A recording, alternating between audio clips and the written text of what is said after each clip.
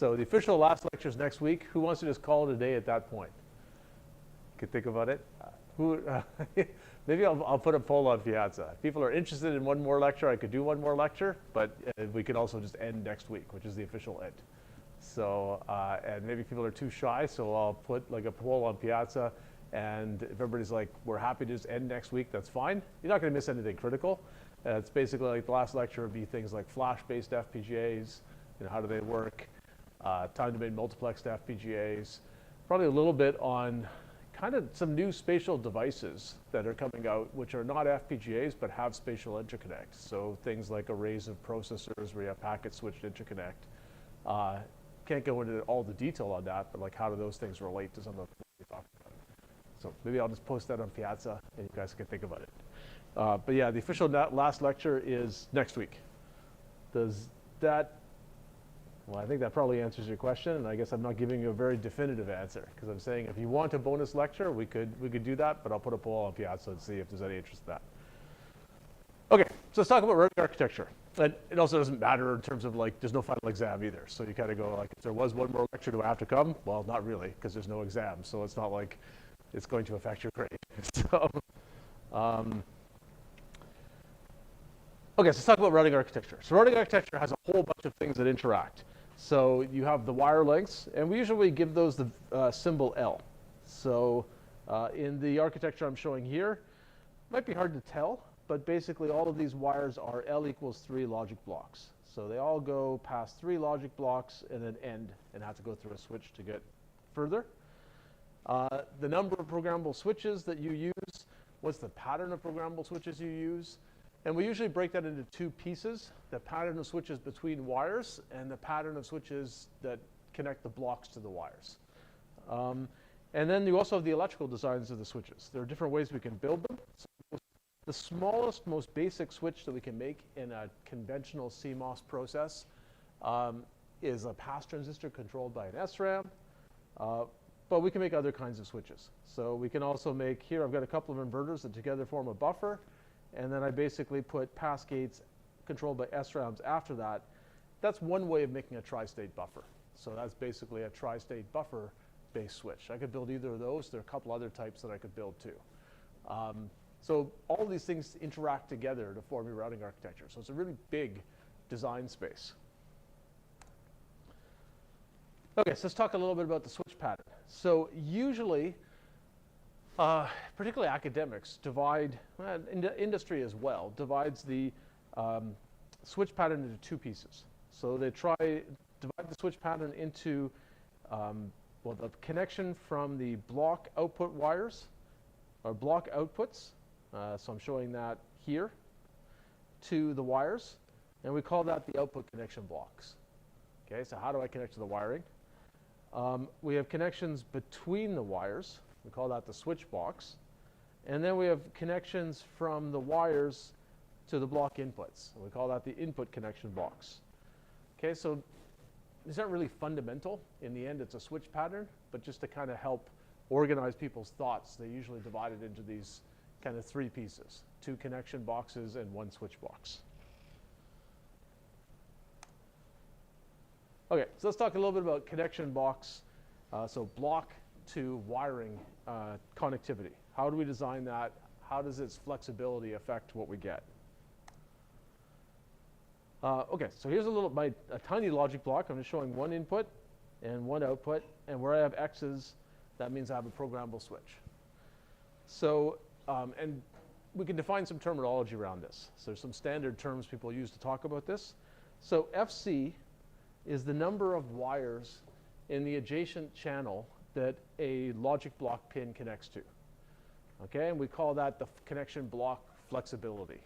So those 2 things mean the same thing, right? It's the variable and it's the term.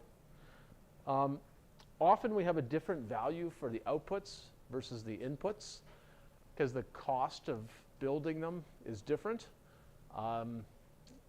And there are sometimes some other reasons that we'll get into as well. But basically, the input pins may have a different number of switches to the wires than the output pins. That's very common. Okay, so here's a really basic question to see if you understand what I'm saying in this terminology. For this example, what are the FC values? So I've got one for the input and I got one for the output. What are they? Again, it doesn't get any easier than this. This is a counting problem, okay? So if your eyesight is reasonably good and you can count to a fairly small number, like this question is for you, okay? Like this is the one. So who wants to answer this? I just want to see if everybody's with me. So I'm pretty sure Amin's got it. So okay, so what's the input FC? Yeah. So I think it's 3 for the input and Right. 2 for the output. Right. So we just count up how many wires they can connect to. So well done. Excellent counting. So yeah, so FC equals 3. Sometimes we talk about them as a fraction of the channel. Like there are W wires. In this case, there are 3 wires, or W equals 3 in the channel. So we could also say this is like W. If we widen the channel, we connect to all the wires. And the output, FC was 2, or if we widen the channel and we kept the same fraction, the output FC is 0.67 W. Okay, so how do we build the connection blocks? How do you think you build this input connection block? So in a CMOS process, there are some more complicated processes where you can build this in different ways, but how do you build it in kind of a standard process that we use for SRAM programmed FPGAs? Yeah, so we build it as a multiplexer, because we're going to select one of these to come in, so the most efficient way to build that is a multiplexer. And we already have seen how to build efficient multiplexers using pass gates and so on. Okay, so multiplexer controlled by some number of SRAM cells using one of the techniques that we already drew on the board. Okay, so output connection block. You can actually build this in multiple ways. So can I build the output connection block as a multiplexer? What do you think? I mean, not directly. Like you can't just build it as one multiplexer. It doesn't quite make sense. First I'm going from one spot here and I'm driving one wire, but actually a signal could also go multiple places. So I might actually want to turn both these switches on. I might want to go to both these wires, so I maybe one of them goes left, one goes right. So you can't build it with just one multiplexer. We could build it with tri-state buffers. So where we have a routing wire here, and there are multiple ways we can build tri-state buffers. I showed you one earlier where you had buffers and then pass transistors and their outputs. Another way to build a tri-state buffer is basically this circuit, right? So I have an SRAM cell that's going to disable both my pull up and my pull down if I put a 0 in there. And if I put a 1 in there, then this is just going to invert whatever signal comes out of my, let me think about this inverse. Actually, it doesn't invert it, just copies whatever signal comes out of my output. Okay, so that's another way to build a tri-state buffer. And I could build one of those tri-state buffers here, another tri-state buffer there, and that'll work fine. Okay. Could build my tri-state buffer differently. Could build one big buffer and then build basically pass gates controlled by SRAM cells is another way to build tri-state buffers. So if I only want to go to 2 places, I wouldn't build this piece. I'd just build, one buffer followed by a couple of different pass gates controlled by SRAM cells, and that would give me a switch to here and a switch to here. And we're going to see that's not the only way we can do this. There's another way we can do this that we'll see later on. Yeah? Why do we need the buffer there? Can we just use the SRAM's pass gates? Yeah, that's true. I mean, so you could say, well, it depends. You have to assume that there's a buffer in the output pin. Like there's something, like let's take the lookup table. Okay, the lookup table itself will have a buffer at its output. Well, at least an inverter. Does that make sense? So you could think of this as if you think, I really don't need much drive strength, then you could think of that as being the last part of the lookup table. But usually, these routing wires are actually pretty capacitive. They're reasonably large. So if this did come from a lookup table and the lookup table had a little inverter here, you're usually going to put a larger buffer because you want to be able to drive a fairly large capacitance quickly. Does that make sense? So usually there is a reasonable sized driver there beyond just what you would need for the logic of, say, a lookup table. Does that make sense? Yeah, me? Oh, there's a question online. Let me look at that. Okay, so a wire is, so we're talking about routing wires. So a routing wire is just like one of these. Oops, let me get rid of that. So a routing wire is one, okay, that is one routing wire, okay? And maybe it only goes past one logic block, or maybe it's a longer one, so I'm not showing it all, but it goes past multiple logic blocks. A channel is basically a grouping of all the routing wires that are beside each other in, well, one routing channel. So one routing channel would be the area, say, below a row of logic blocks.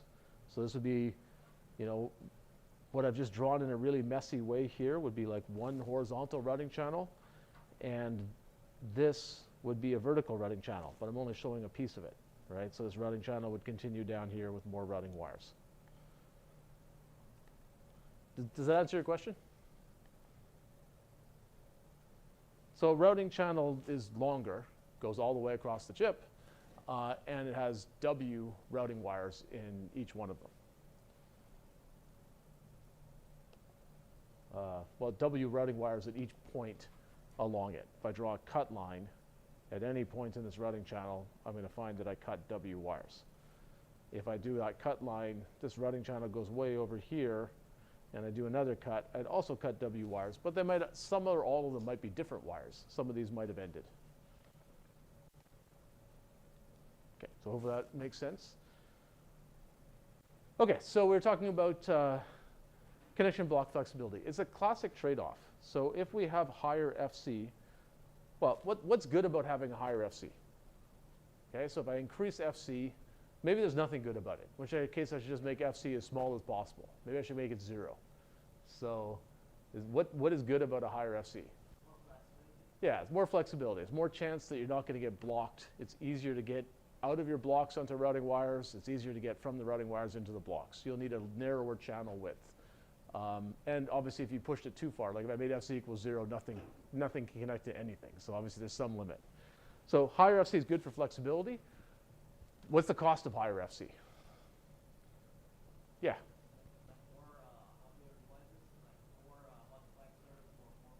Yeah, everything gets bigger, right?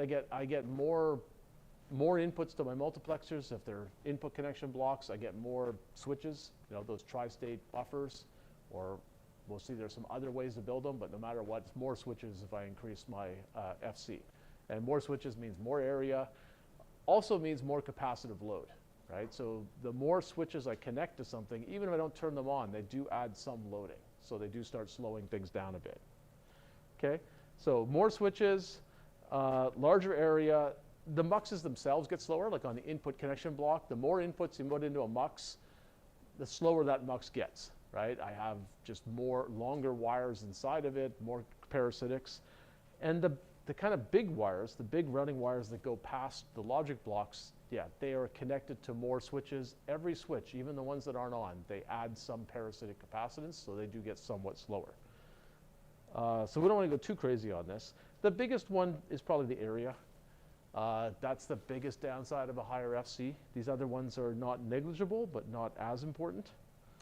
But as I increase FC, the more wires I can connect to each input or output, so I get less blocking. I can use a narrow channel width and still route my designs. And a narrower channel width saves area, right? Fewer routing wires, also fewer switches between those routing wires.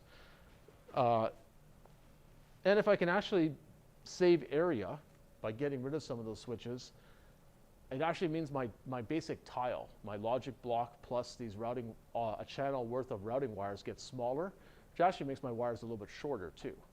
And shorter wires have less capacitance. There's another effect where if I get my area down, I do actually get some speed because everything gets a bit closer together, and closer together cuts wire length, improves speed. So area is still the biggest thing, but it does interact with speed. Okay, so this is a classic trade-off. So we can't really look at this and say, well, the right answer is 6, right?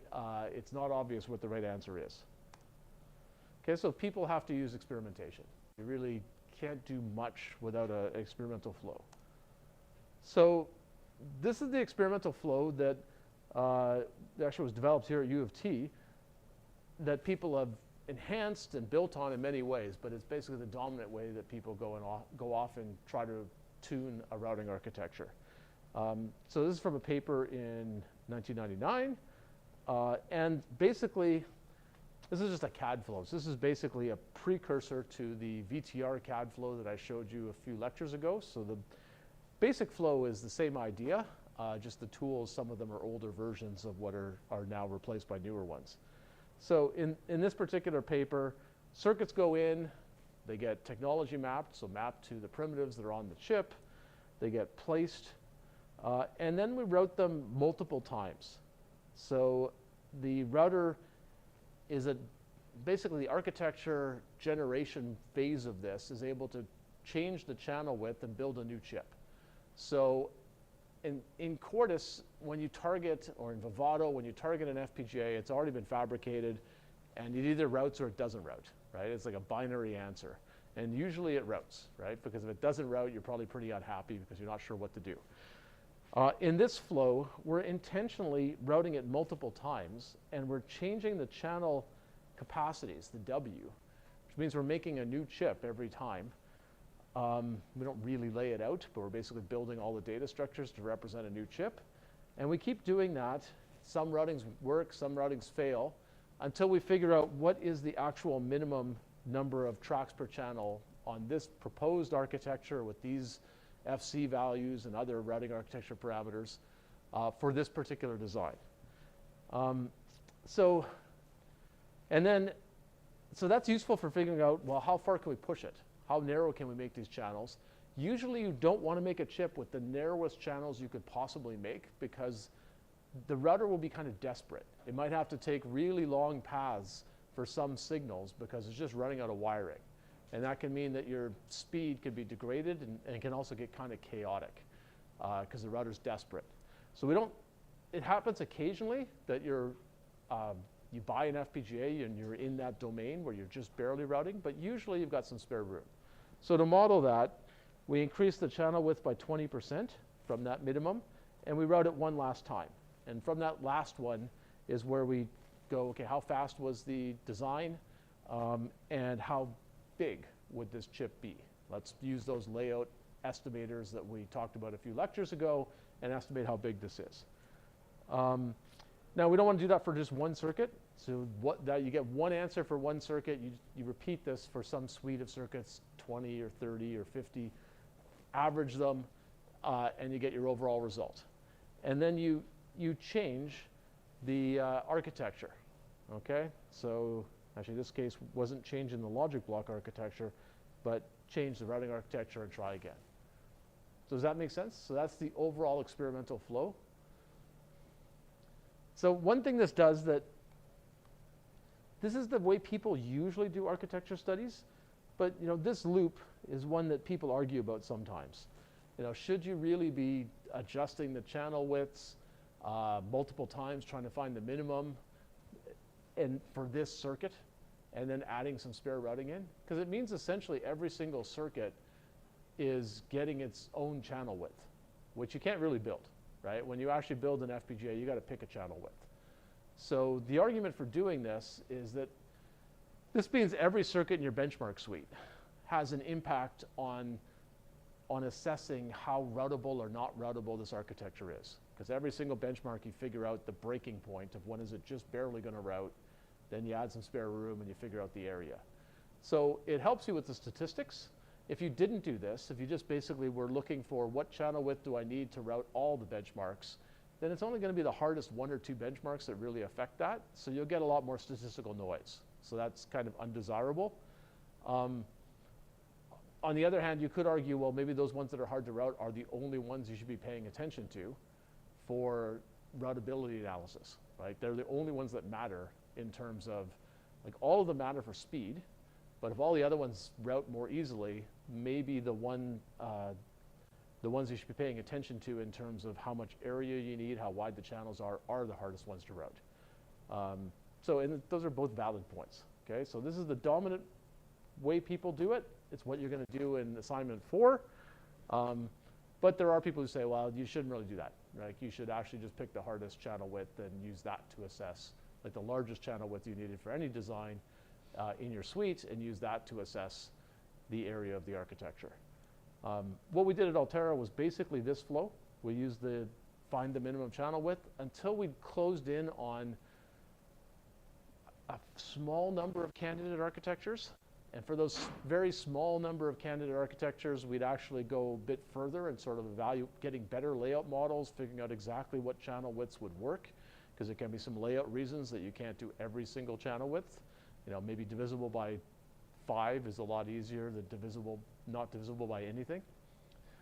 And so for those last few, we would then check, do all the designs route or all but 1 or 2? So we mostly use this flow, but when we're fine-tuning the final architecture, we did also pay attention to the alternative one of, does everything route at this channel width or not? Does that make sense?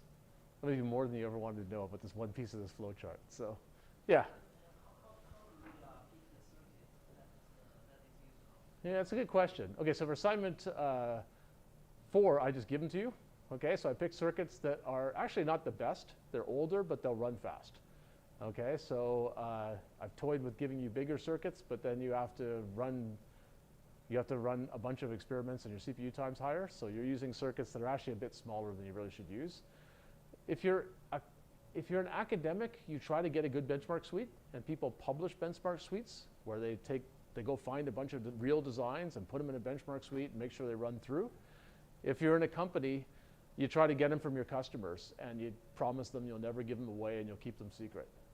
So the benchmarks are actually valuable, right? If you don't have any of them, then you start making designs yourself.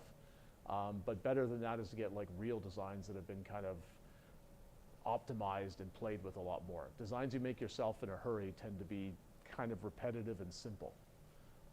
Does that answer your question? And it's a problem for academics that you usually don't have as many big designs and not as state-of-the-art as you'd like. It's actually a problem for companies too. Companies have designs for their prior generation chips. They don't have many designs, sometimes no designs, for the proposed future generation chip. Because it's like bigger, it's got new features, nobody's made designs for that yet. So they have problems with it too. Sometimes to make those really big designs, you'll actually take a few little ones and just kind of glue them together, which you know is not quite realistic. But it can be better than just using designs that are too small.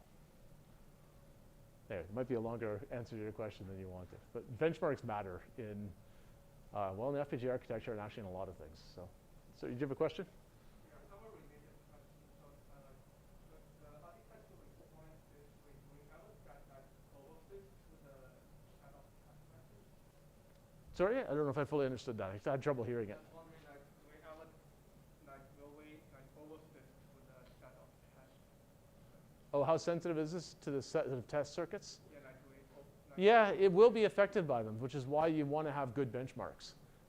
If your benchmarks were, let's say, very easy to route, you might wind up thinking that the routing architecture, like the routing doesn't take you get narrow channel widths, you think the routing area is not as big a deal as maybe it is in real life. That could lead you to misleading conclusions.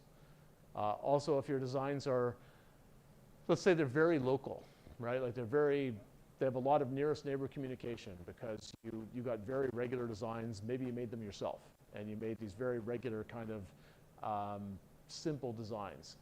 That also might lead you to believe that you don't need very many long wires because you don't have any connections that go long distances. Does that make sense? So it can lead you astray. It's hard. Nobody does this perfectly, but you basically try to get designs that are pretty good. Does that make sense? Okay, so let's look at what answers we get from this. Yeah?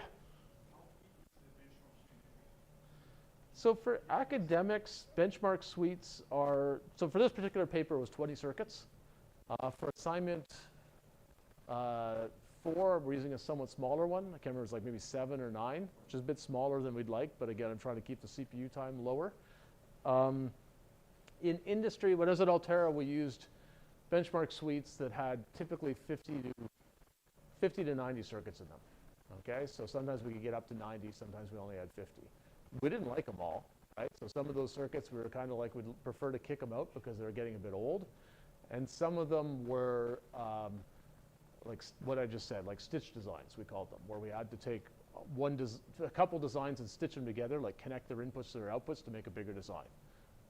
So some of them were more, not completely synthetic, but they're less real.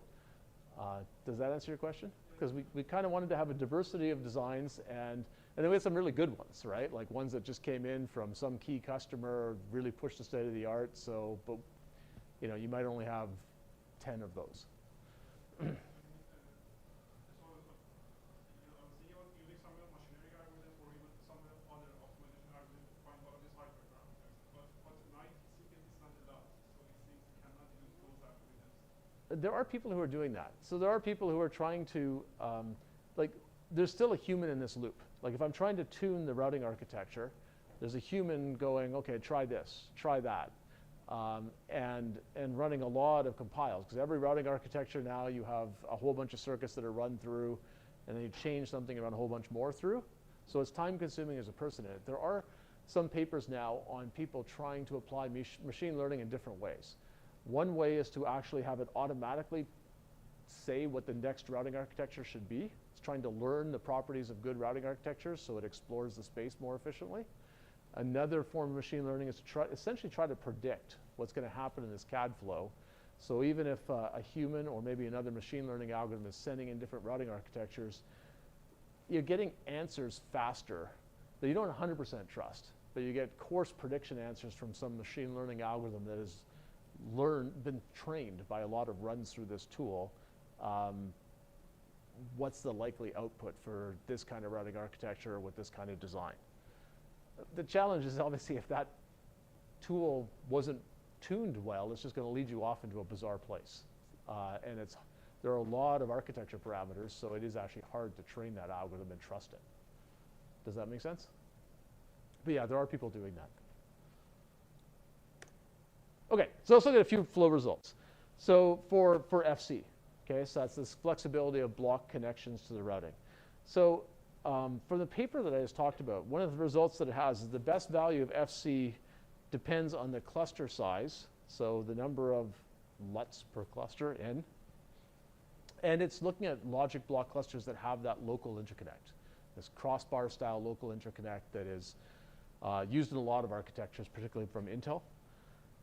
And one of the interesting things this study found is that if you have a small cluster, so you just had one lookup table in your cluster, then a good FC is near W. Have the inputs and outputs connect to essentially all the routing wires that go past them. But as you increase the number of the cluster size, the number of basic logic elements in it, that you could actually you didn't have to connect to all the wires anymore for every input or output. So, and in fact, the best value, the best area and delay came when you picked the inputs, FCs to be about 2W divided by N. So if N was 10, this means you're connecting to only every fifth wire for a certain input, which is a lot less than FC equals W, where you connect to every single one. Why do you think this is? It's actually it's kind of intuitive. There's some intuition behind this. Yeah? I think because in a larger cluster, some of the outputs within that cluster are reused. Yeah? So you don't need a lot of outputs from outside the logic block as a whole. That's true. So you get fewer inputs and fewer outputs than you normally, than you would need for all the LUTs inside there. So some of the outputs have been kind of captured. Some inputs are locally sourced. So that's true. There's something stronger going on than that. But you're in the right area. What do you think? Normally we don't fully use the resource inside the logic block. So some of them might be unused? Yeah. So it kind of goes with that same thought of maybe you don't have so many inputs and outputs. What about the local interconnect? So that's what's letting you pull some of those signals out. But what else does it do? So It reduces the need for inputs from outside the logic block. yeah, so it does allow you to bring an input in once and send it wherever you need it to go. And it also allows you to grab things that are signals that are created inside the logic block don't have to go out. The other thing it does is if it's a full crossbar or close to a full crossbar, it means that you can get to some input on the cluster, and from there can get kind of wherever you need to go inside the cluster. That actually helps you a lot, okay? So it's a lot easier to say, I have a logic block, it has 20 inputs, and I can go to any one of them from the general routing, and it's fine. The crossbars inside will get me to whatever LUTs I need. That's actually much easier than saying I need to get to, one of 4 inputs, or even worse, I need to get to this exact input for every single signal. Does that make sense? So the local routing inside this cluster makes life easier. So larger clusters, if you have a pretty flexible local interconnect, their inputs are what are called logically equivalent. The router can get to any one of those inputs, and the local interconnect gets you where you need to go. And as you make a bigger cluster, we saw we need more inputs. So what that means is that we don't have to connect every input to all the wires in the channel. If we think about it, if you basically, this math is basically if we take from a wire's point of view, so I'm a wire, I get some switches I have some probability of getting a switch to each one of the wires on this logic block. So if the logic block has a lot of pins, I've got a lot of pins that I have some probability of getting a connection to. So the number of inputs was roughly this. The LUT size is k, it was k divided by 2 times n. And if we choose FC to be this, 2w over n, that means for any one of those w wires, its probability of going to any one input is 2 over n. If I multiply this all out, it means that with this choice of FC, the number of inputs that I can reach is basically constant. I can reach k inputs. And that's good enough because of this local interconnect, okay? So I'm not sure this math is super illuminating. I put it in there so you can kind of see it from a different perspective. But basically, because I've got a bigger set of inputs, and the routing only needs to get to, once I get to one of them, I'm okay. There's this local interconnect that gets me wherever I need to go in the LUT. I can use values of FC that are a smaller and smaller fraction of the channel width as I make my cluster bigger, and it's fine. And that saves me area versus using higher FCs. And you get a similar effect on the outputs. It also turns out that with this local interconnect, again, the type that's assumed in this paper, and it roughly matches Intel FPGAs, you can also have a signal come out of any output. The CAD tools can kind of switch around which lookup table is put where inside the logic cluster and decide which output a signal comes out on. That also gives you an extra degree of flexibility that increases as the cluster gets bigger. And you can use that extra degree of flexibility to say, I don't need my FC output to be as big. Right? It doesn't have to be W, it could just be W divided by N, where N is the number of lookup tables in the logic cluster. Does that make sense? So big logic cluster with flexible local interconnect, I can, at least as a fraction of the channel width, I can cut this FC. And it's all okay because of the fact that the router really just needs to get to one of these input pins or start from one of these output pins. So it's got an extra degree of flexibility by being able to choose which one. Does it make sense? Yeah. What does the cluster's size equal to 1 in this case? Right? What does it mean? It just means one lookup table. And you don't really need local interconnect in that case. Right? If it's a lookup table, you actually still have, say it was a 6 LUT, like just a basic 6 LUT. All 6 inputs can still be swapped around then. So you still have some swappability between inputs because you can actually fix that up by just changing the truth table. If I reorder the inputs, you can just reorder the truth table and it's fine. So the router would still understand that it's actually okay to go to any one of those inputs. But if I use a bigger logic block with a flexible local interconnect, I get more and more inputs. And that actually gives me essentially a higher degree of freedom to the router. And I can leverage that by taking some switches away. Okay, so hopefully that is not totally baffling. So you'll explore things like this somewhat in assignment 4. So you're asked to turn on and off logical equivalence. Which is basically, do you assume for a logic cluster that you have some flexible local interconnect, or do you assume you don't have that? And that changes whether the router has to get to a specific input and a specific output of the logic block, or if it can just get to any one. And you're asked to look at, does it matter? right? Does it make a big difference or not make a big difference? So if you get totally confused by that, come back to this slide, and hopefully you're not confused. Hopefully you're less confused after looking at it again. So, okay, so that was connection block. Let's look at the switch block. Okay, so the switch block is, we use another number for it, FS. So FS is the number of wires that one wire connects to at its endpoint. Okay, switch block's all about wires connecting to other wires. So here we've taken our wires and we've kind of numbered them. And we often call these track numbers because we kind of repeat this pattern all across the chip. So instead of calling them wires, we sometimes just call these tracks because we're going to have different physical wires at different spots. So in this switch block, let's take this wire. Okay, so it's a wire at track number 0, and it's got an edge here, so a programmable switch that lets it connect to this track number 0 going up, and it's got a programmable switch that lets it connect to this track number 0 going to the right. Okay, that's for, I'm showing the switches for just this one wire.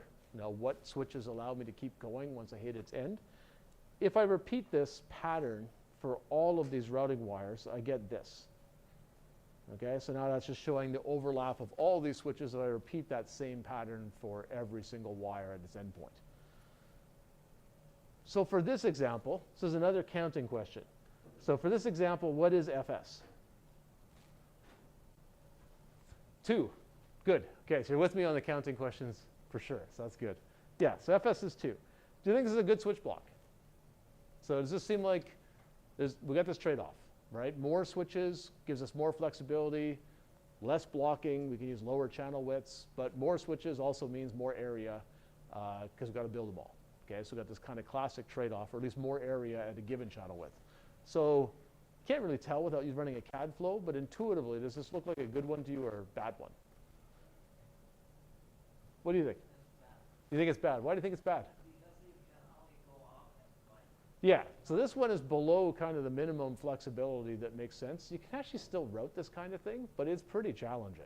Because if I have a signal that comes in from here, yeah, I can only go up and to the right. I can't go down. Okay, this is like a person who can't make left turns. So you can actually still get somewhere, but you might have to go in spirals, right? Like you're always going right turns, going around the block, and so on. So this is, looks kind of hard to use. Yeah, so it's basically too low a flexibility. The router actually, you can route this actually, but it's going to wind up with a pretty wide channel width because of a lot of detouring. I mean, if I didn't put any connections that could ever go, well, I guess this would be okay. I can go around in a circle. So, okay, so studies have shown that for length 1 wires, the best value of SS is 3. Okay, you can go straight, you can turn left, you can turn right. That's enough that you have the basic flexibility you need. And just for the reason we just talked about, if you have fewer switches, you can't get everywhere you want to go on most wires. Like you just have certain turns that are not possible. More switches is actually not necessarily bad. So higher than 3 FS is also pretty common. So it costs you more area, but does cut your channel width. So most commercial architectures actually use FS somewhat higher than 3. So that's kind of your, don't go below 3, but it's not like 3 is a magic number.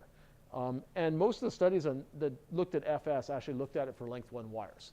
And pretty much all modern FPGA architectures have wires. They don't just have length 1 wires. They often have some length 1 wires, but they'll have some longer ones too. So the studies essentially haven't looked at enough of the space. They kind of looked at it for just one length of wire. Yeah, so longer wires is less studied.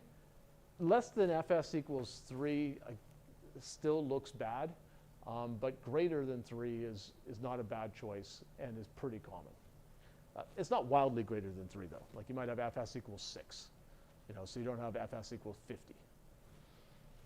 Because you don't get payback for that. Having that many switches really increases your area, and you don't need that much flexibility. Okay, so building the switch block. So how do we build this? So now we get into like the electrical design. So I can build this with a pass transistor controlled by an SRAM. And we already talked about a couple different ways we could build tri-state buffers. So here's one. Again, pass gates controlled by SRAM cells and an inverter chain before I get to them. One pass transistor is kind of nice. A pass transistor is bidirectional. So it actually gives us a connection in both directions. So it doesn't matter whether we have a signal coming this way. We can use a pass gate to turn on this connection.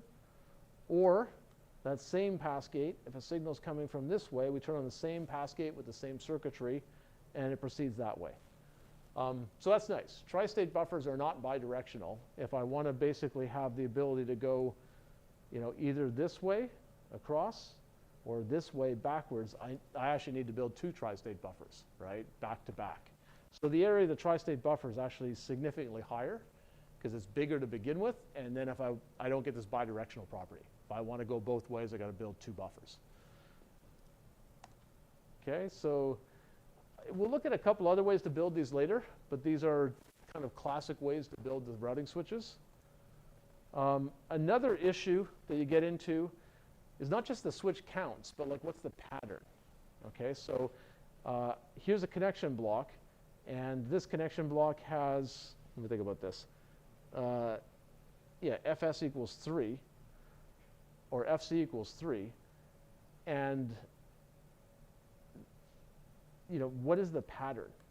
I guess in this case, I've got all the wires connected to my input and output, so the pattern's not that interesting. But if I take some of those away, are there certain ones I should take away, or it doesn't really matter? And the same thing for the switch block. Exactly which switches. If I have Fs equals 3, so I hit the end of this wire, and therefore I want to have one switch going up there, one switch going across there, one switch going down there. Does it matter which wires I connect to? Or is it fine as long as there's just 3 of them? Or does the actual choice of which wires matter? Okay, so this is one switch block that's been around for a long time. It's called the planar switch block. Xilinx has used it a lot. And basically you have these, every wire gets numbered with a track or a plane. So all these wires are track 0 or plane 0. And this wire, if I look at the switches for it, it's got Fs equals 3. So it's got one switch going up, one going across, one going down. And they all go to track 0 wires. And it's the same for track 1. So track 1 would actually go just to track 1 wires. There, and there. Okay? This switch block is actually pretty easy to lay out. That's a nice thing about it. It's quite regular. So what do you think? Good switch block or not? So I already tell you, this might be hard to tell. It has attractive layout properties. So it is nice and regular. So that's nice. Do you think there's any downsides to it?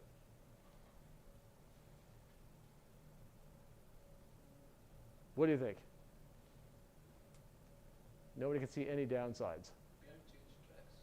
Yeah, you can't change tracks. It essentially divides your routing architecture. If you have W tracks per channel, your routing architecture is essentially divided into like W separate pieces.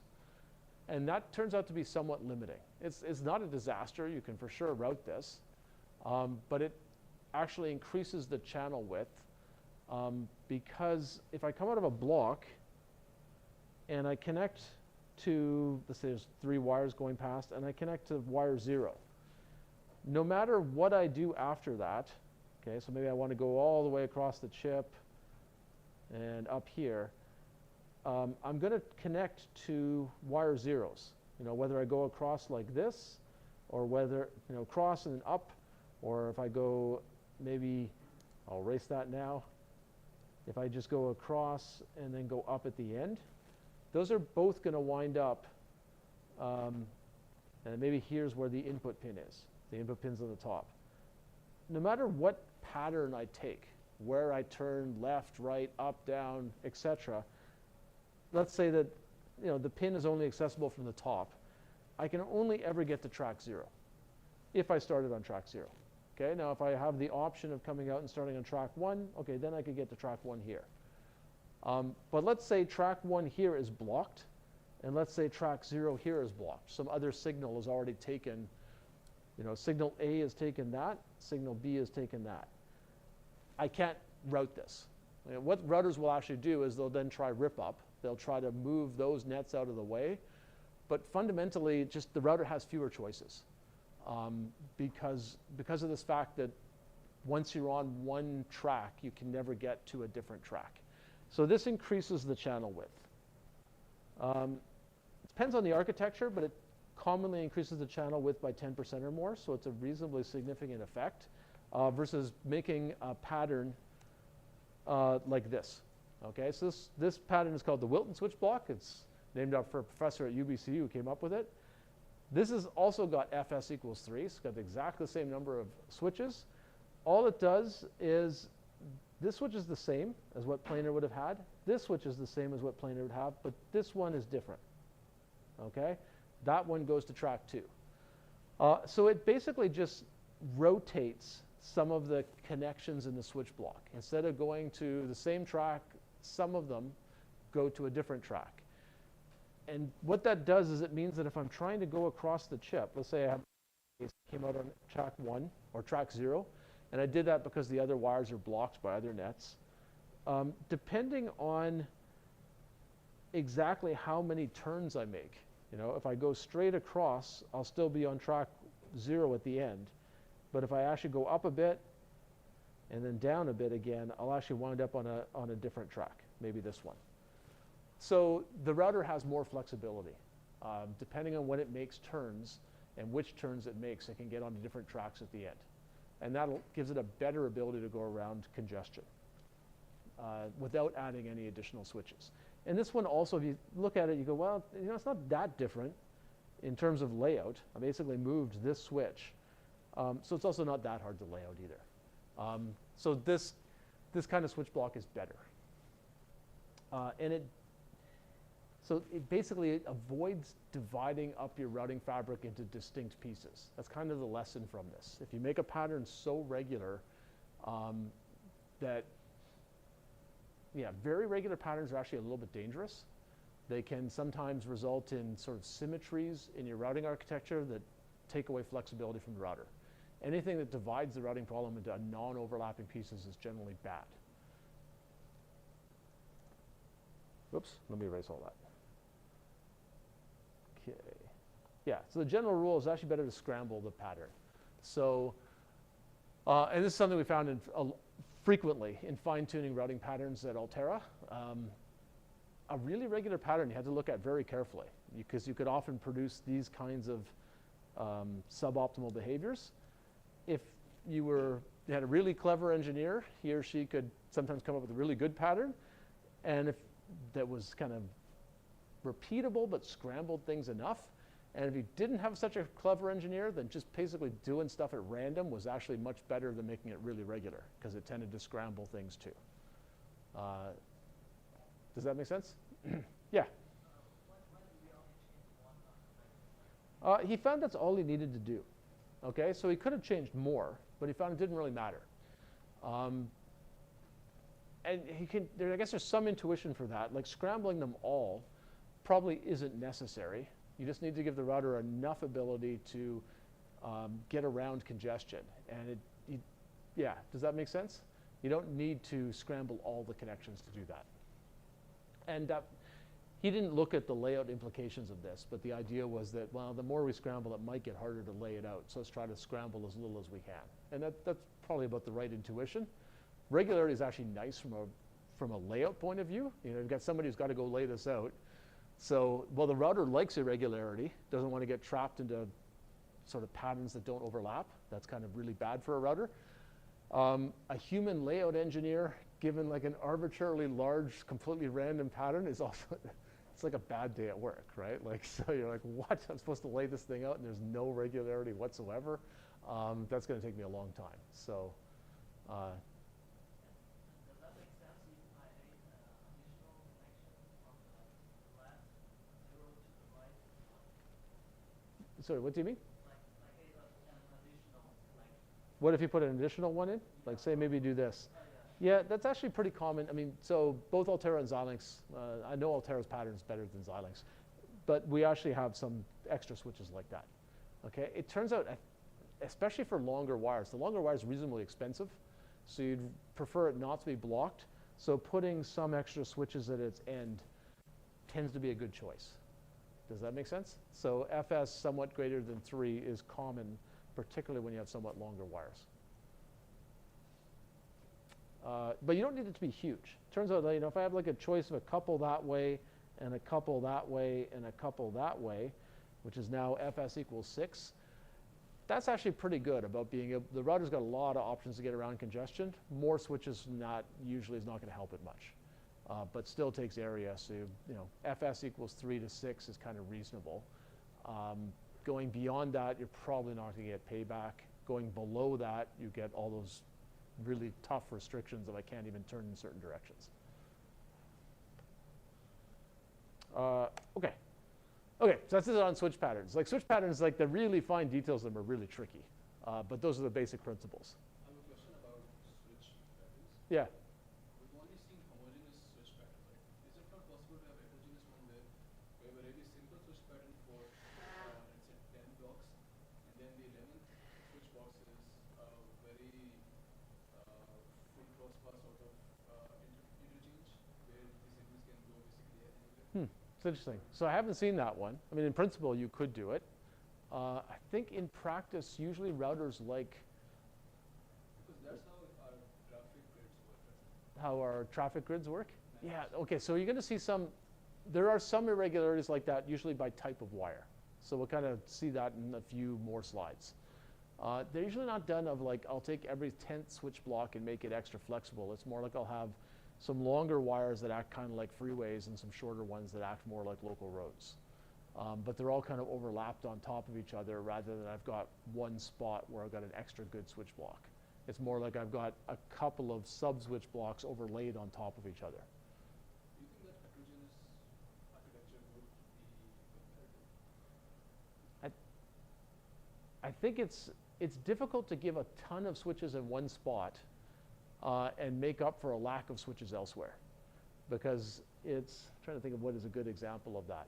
If you produce like a really bad set of choke points for most of your drive home, and then for the last kilometer, they basically just widen all the roads to like 20 lanes wide, and you can drive 100 kilometers an hour, it's probably not a benefit versus adding one lane everywhere.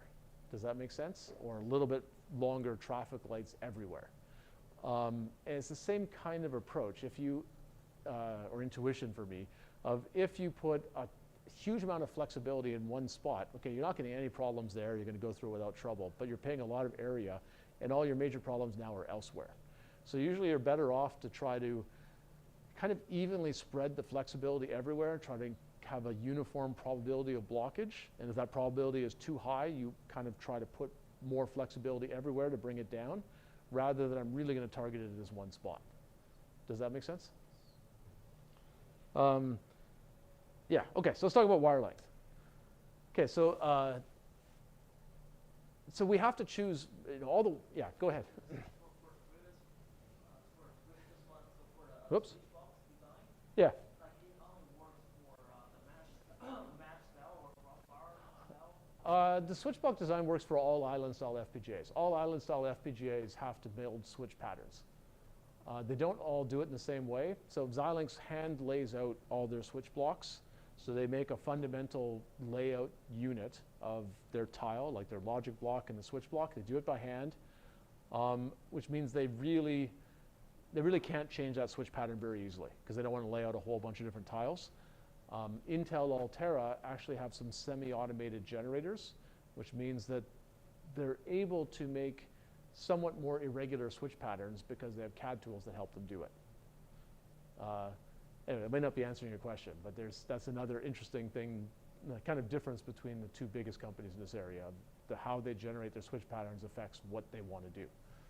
Yeah, I just wonder if they change the topology of the logic blocks. You still need routing channels. Like, I mean, all these things interact. If you make bigger logic blocks, you need wider routing channels. That's why we need to redesign the switch block. Well, that's a good question. I mean, people usually don't that much. So the switch, they're probably all of these architectures are somewhat suboptimal in that, like, when you change your logic block, you usually keep the old switch block, or you don't fully explore all the ways you could change it. And when you change your switch block design and your wire lengths, usually not changing the logic block at the same time. Just the design space is so big, while in theory doing that might get you to a better global optimum, you kind of make some shortcuts of assuming that they're not that tightly coupled and you can do these studies somewhat separately. Does that make sense? But you're right. In an ideal world, you basically change everything at once, right? They just say, here are like 150 architecture parameters. You'd send them into your CAD tool, explore this huge Cartesian product of 150 parameters and choose the best one. Space is so big, you can't really do it. So you have to kind of do sort of human-guided intelligent search through the space. Does that make sense? Okay, so let's talk about wire length. Okay, so we have to prefabricate all these wires, unlike an ASIC. So let's say I decide that my wires are going to be length 8. So if I have length 8 wires, here's a connection that needs to go between these two blocks, and it's happily exactly 8 units long. So it goes out onto a wire, I go through that one wire, I come back in. It's perfect, right? Didn't go through any programmable switches except the ones to get on and off. On the other hand, I have like these two blocks are right beside each other, and if I only have length 8 wires, I still need to go out on this length 8 wire and come off of it with programmable switches. And all this remaining length is just dead capacitance. It's just extra power, extra delay. There also are all sorts of programmable switches hanging off of this that I'm not using, so I also wasted a lot of area. If I built length 4 wires, so if I decided I was going to build a shorter wire, okay, so this long connection is not as good, right? I still need a programmable switch to get on, and I need to have a programmable switch to connect to another wire. So I got to build a few more programmable switches with these shorter wires, and I'm going to get some extra delay when I go through this. As long as this wire is not kind of really long and really resistive, the delay of this switch is going to be costly. It's going to slow me down. On the other hand, I can make this shorter connection more efficiently, right, between these two blocks. I don't have as much dead capacitance. And I get another length 4 wire over here, you know, in the same channel width. And I can use it to make another connection, right, between these two Y blocks. So again, it's a trade-off. You're trying to match what designs need. Long wires are good for long connections. Short wires are good for short connections. And you can't really give an answer of how many of each should I have unless you have a CAD tool that shows you what the designs want. Okay, so this is a result from another paper that I wrote that is looking at different wire lengths and just one kind of wire length. Okay, so we're going to make all the wires length 1, so they go past 1 block and stop, or length 2, or they go past 4 blocks and stop, and so on. And these ones out here go the whole way across the chip. And on the left axis is basically how much area do I need to build the routing, the island-style routing, so that I can, you know, using that framework that I talked about earlier, figure out the minimum channel widths, figure out the wider channel widths for each design, average all that. And on the other side, I've got the critical path, averaged over 20 designs. So how fast are they? And what this says is for critical path, it's best to have kind of moderate length wires. You get a minimum of length 4 to 8. So beyond that, you know, some of your short connections are using longer wires and they've got extra capacitance, etc. Below that, you've got too many connections, too many nets that have to go through a lot of short wires and a lot of switches. And for area, length 4 was the best. And either side of it wasn't terrible. Same idea, like a moderate length wire winds up not increasing your channel width too much. You don't waste too much wire length, and you don't get as many programmable switches because you don't need those stitching switches that connect two short wires together as often. Okay, but this is all done at 350 nanometers. So a long time ago said length 4 was a good choice. Okay, so we repeated this study in 22 nanometers to see is it wildly different? And it's not wildly different. This is the routing delay answer. Okay, so the red is delay, and it says length 4 is still the fastest. Length 8's not as good, actually. It used to be tied with length 4. It's not quite as good.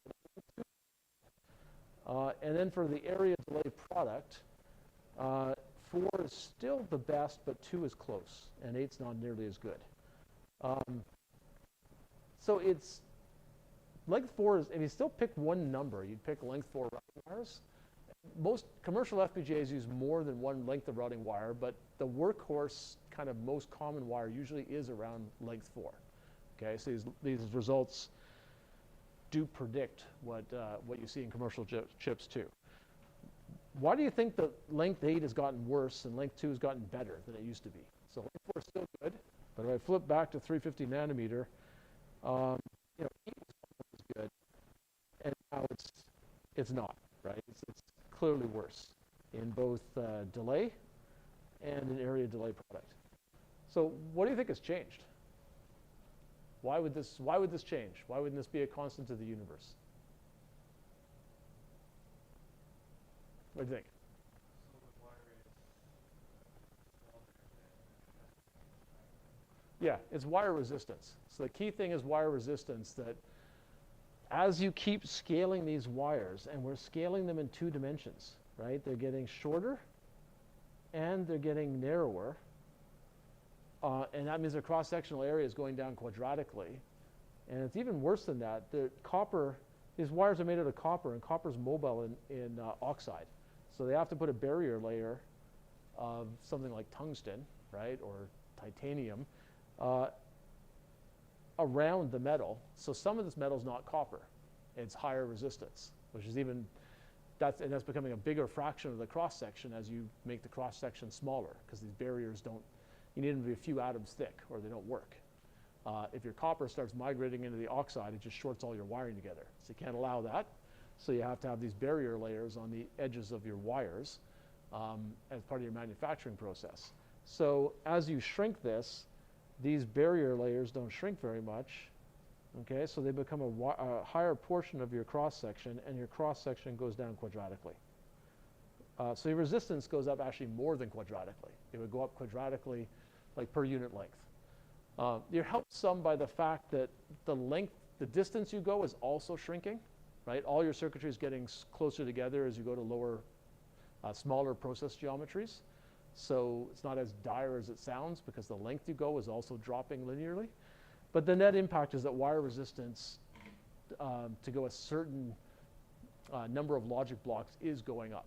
Okay, so these longer wires are getting more problematic, and it's pushing us more towards shorter wires. Does that make sense? Because shorter wires, when we go through a programmable switch, if we make that programmable switch a tri-state buffer, it basically repowers the signal. It stops the resistance from continuing to build up. Whereas a long wire, you get basically a large resistance that slows you down. So the conclusions are length 4 is still the best, and we just answered why are shorter wires, getting more common. There's an interesting paper from EPFL that looks at what happens at like 7 nanometers, 3 nanometers, etc. So I can put a link to it on the course webpage. If you're interested, you can read that for your final term paper. It shows some fairly scary things, at like 3 nanometers, how resistive wires are, and like what are we going to do? And basically they argue like you got to keep everything really short. At 3 nanometers, not only have you got this problem of the wires are getting really skinny, so that cross-sectional area is going up, the wire is so narrow. The wire at 3 nanometers is so narrow that you're starting to get wave effects. Okay, like you can't actually model it anymore completely as a bulk piece of metal. You actually start getting quantum effects of the electron wave function is confined at the edges, and therefore its resistance actually is higher than you would think, which is actually pretty freaky that you're getting into these quantum effects where you have to start thinking of your electrons partially as wave functions. But what it means is your wire is getting quite resistive. So it puts a lot of pressure on interconnect architecture. So this is basically, let's see, what was my point in that? I think this was just to show that you get narrow wires. Narrow wires have lots of resistance. So Yeah. I just want to clarify that. What does the area delay mean? Area delay just means across this suite of benchmarks, how much area do we need to implement them on this chosen architecture times how much delay do they get. Okay, so instead of doing it's our throughput measure. So it combines area and delay together. So this one is just delay. This one is a combination. Okay, so let me think. Maybe I'll go through this and then we'll take a break. Okay, switch box electrical design. So let's look at ways that we can build routing switches. So we already talked about this smallest routing switch, tri-state buffer we talked about. There's another way we can build tri-state buffer. And this switch we haven't talked about, okay? So this is called a direct drive switch. It's actually what I built on the board. If you remember back to when we did very simple routing architecture by hand, the routing switch that I used is actually a direct drive switch. So it's a multiplexer built out of pass gates, controlled by SRAM, and then a buffer on its output. Okay, so what do you think? So let me challenge you to think about what do you think some of the trade-offs of these things are?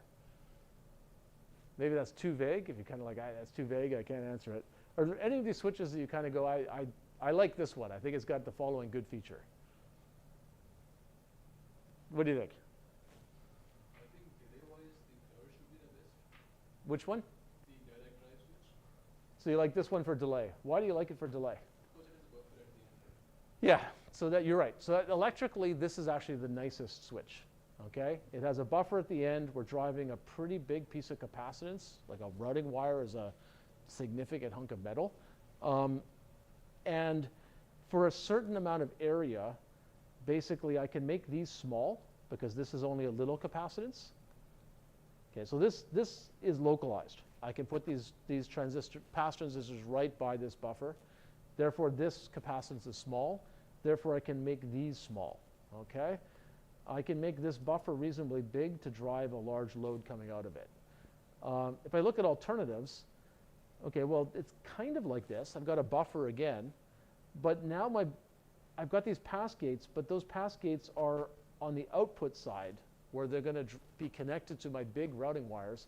So in order to drive this effectively, I not only have to make this buffer big, I have to make each of these pass gates big too.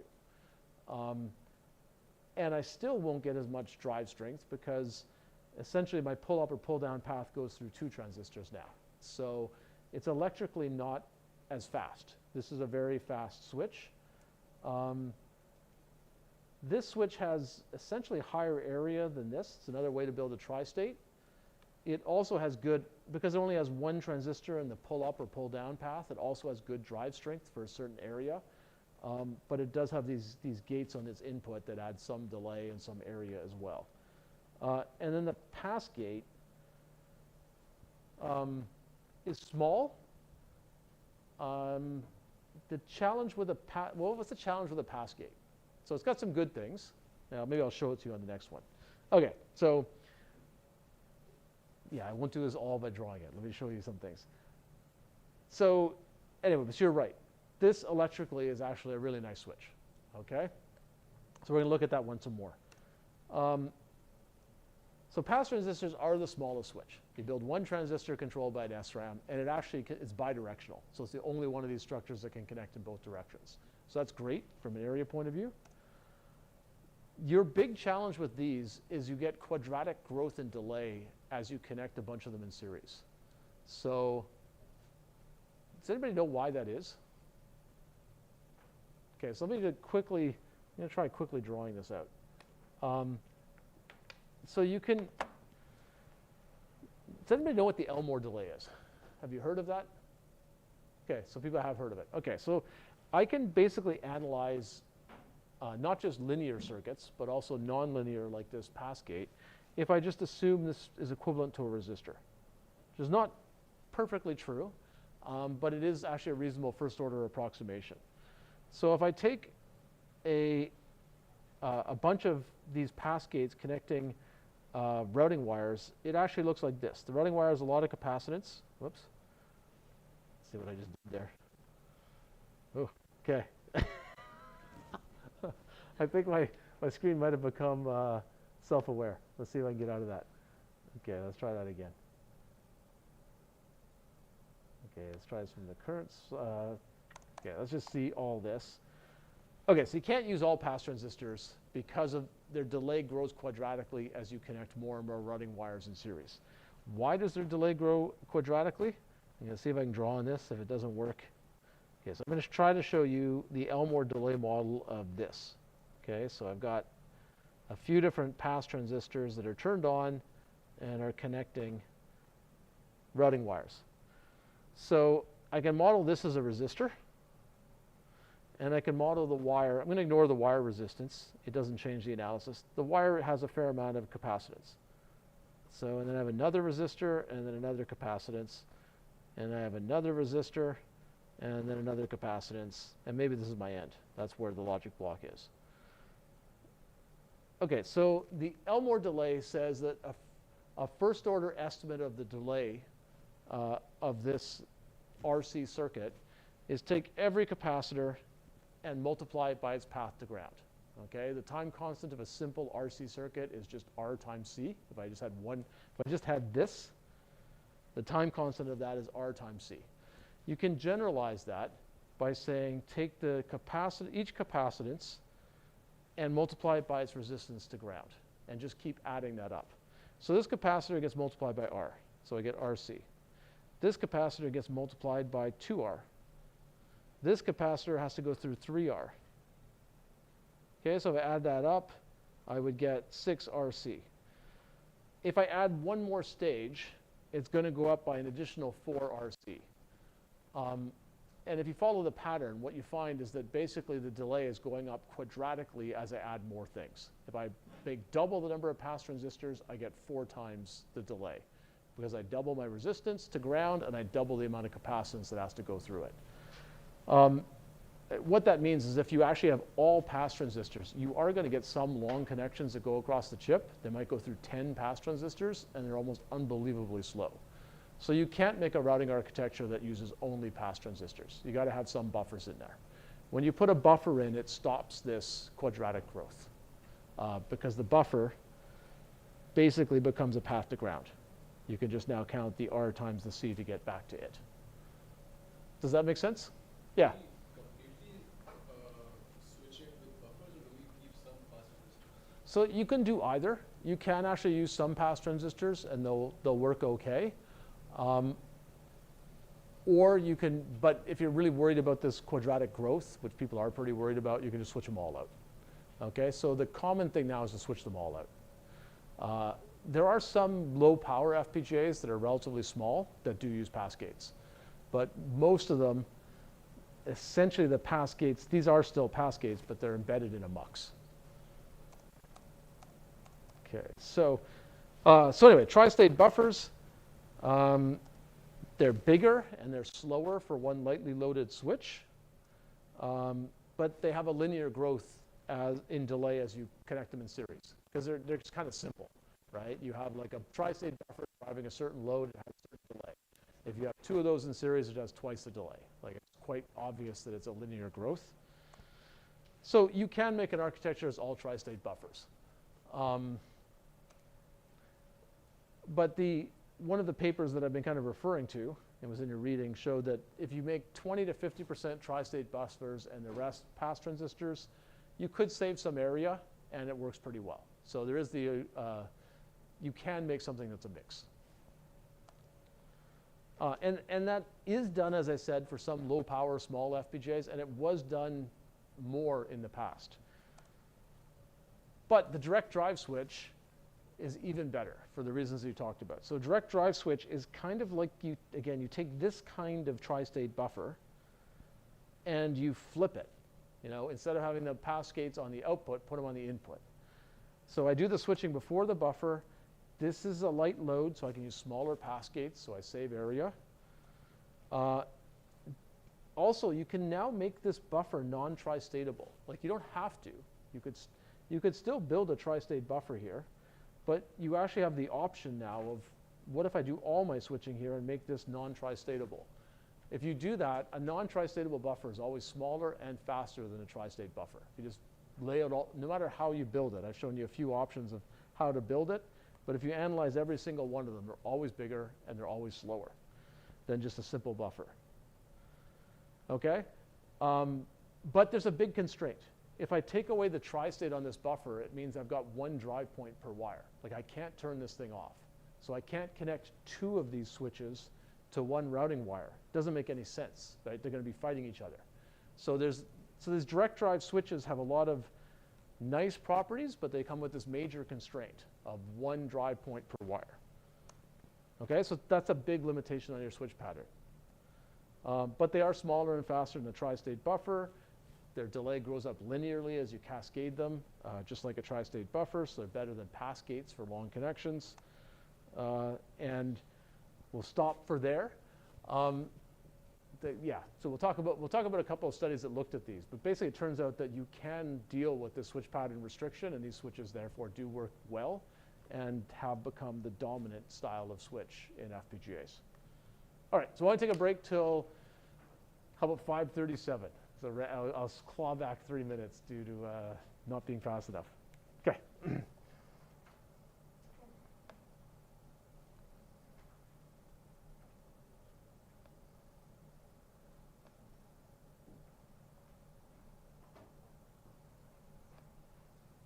Hey, sure. So for the in order to compute the RC delay, Yeah. like why we add one RC and then two RC and then three RC? So that's the definition of the Elmore delay. The Elmore delay says take every capacitor in your circuit,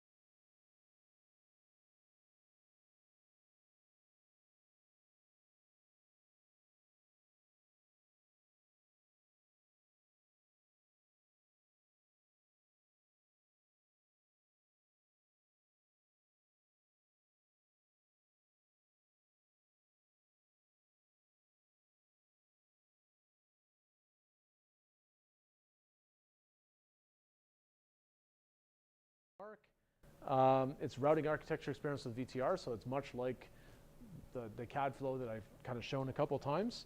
It's getting towards the end of the course. It's less open-ended, so it shouldn't be nearly as time-consuming as assignment 2 or assignment 3.